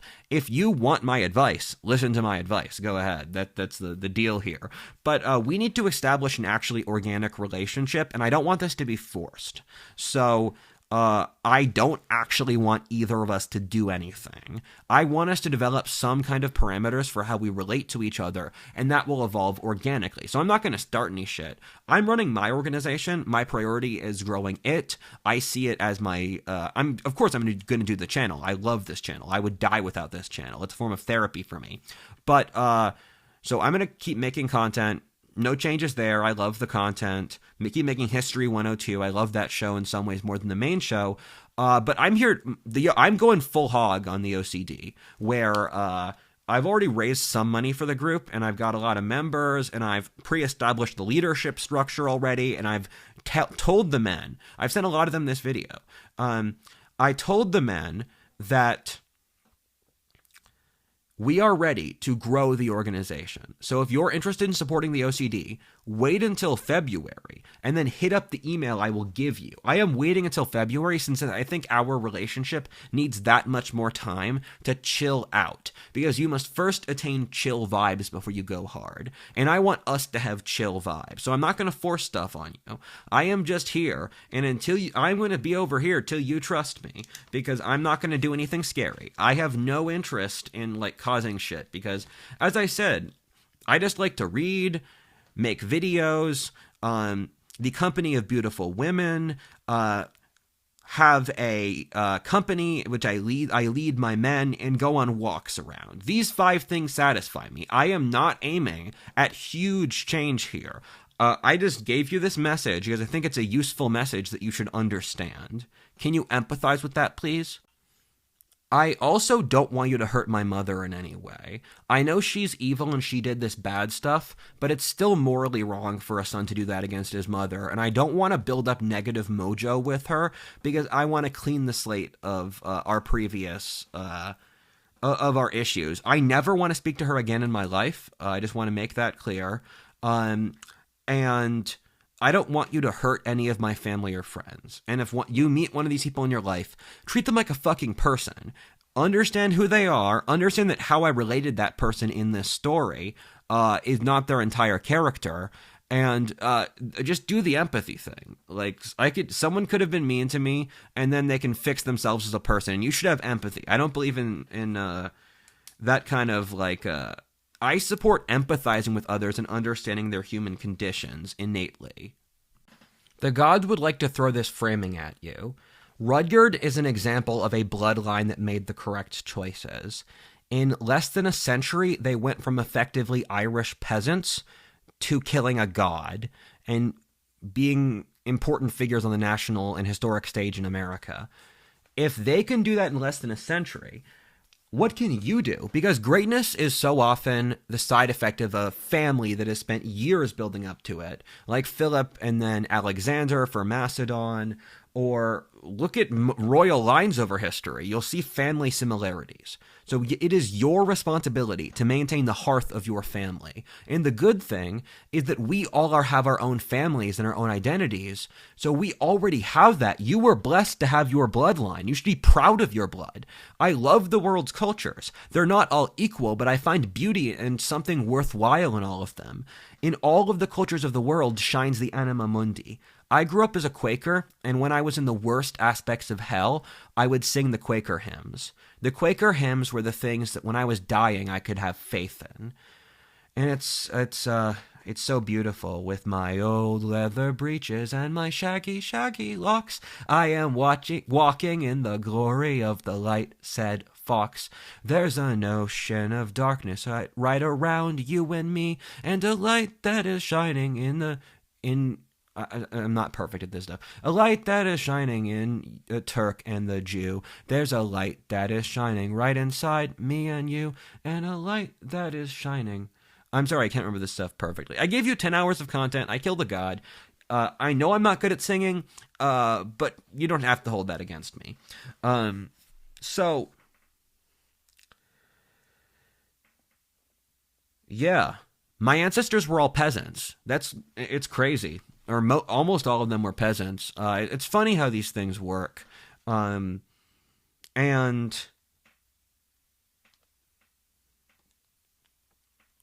I've been thinking a lot where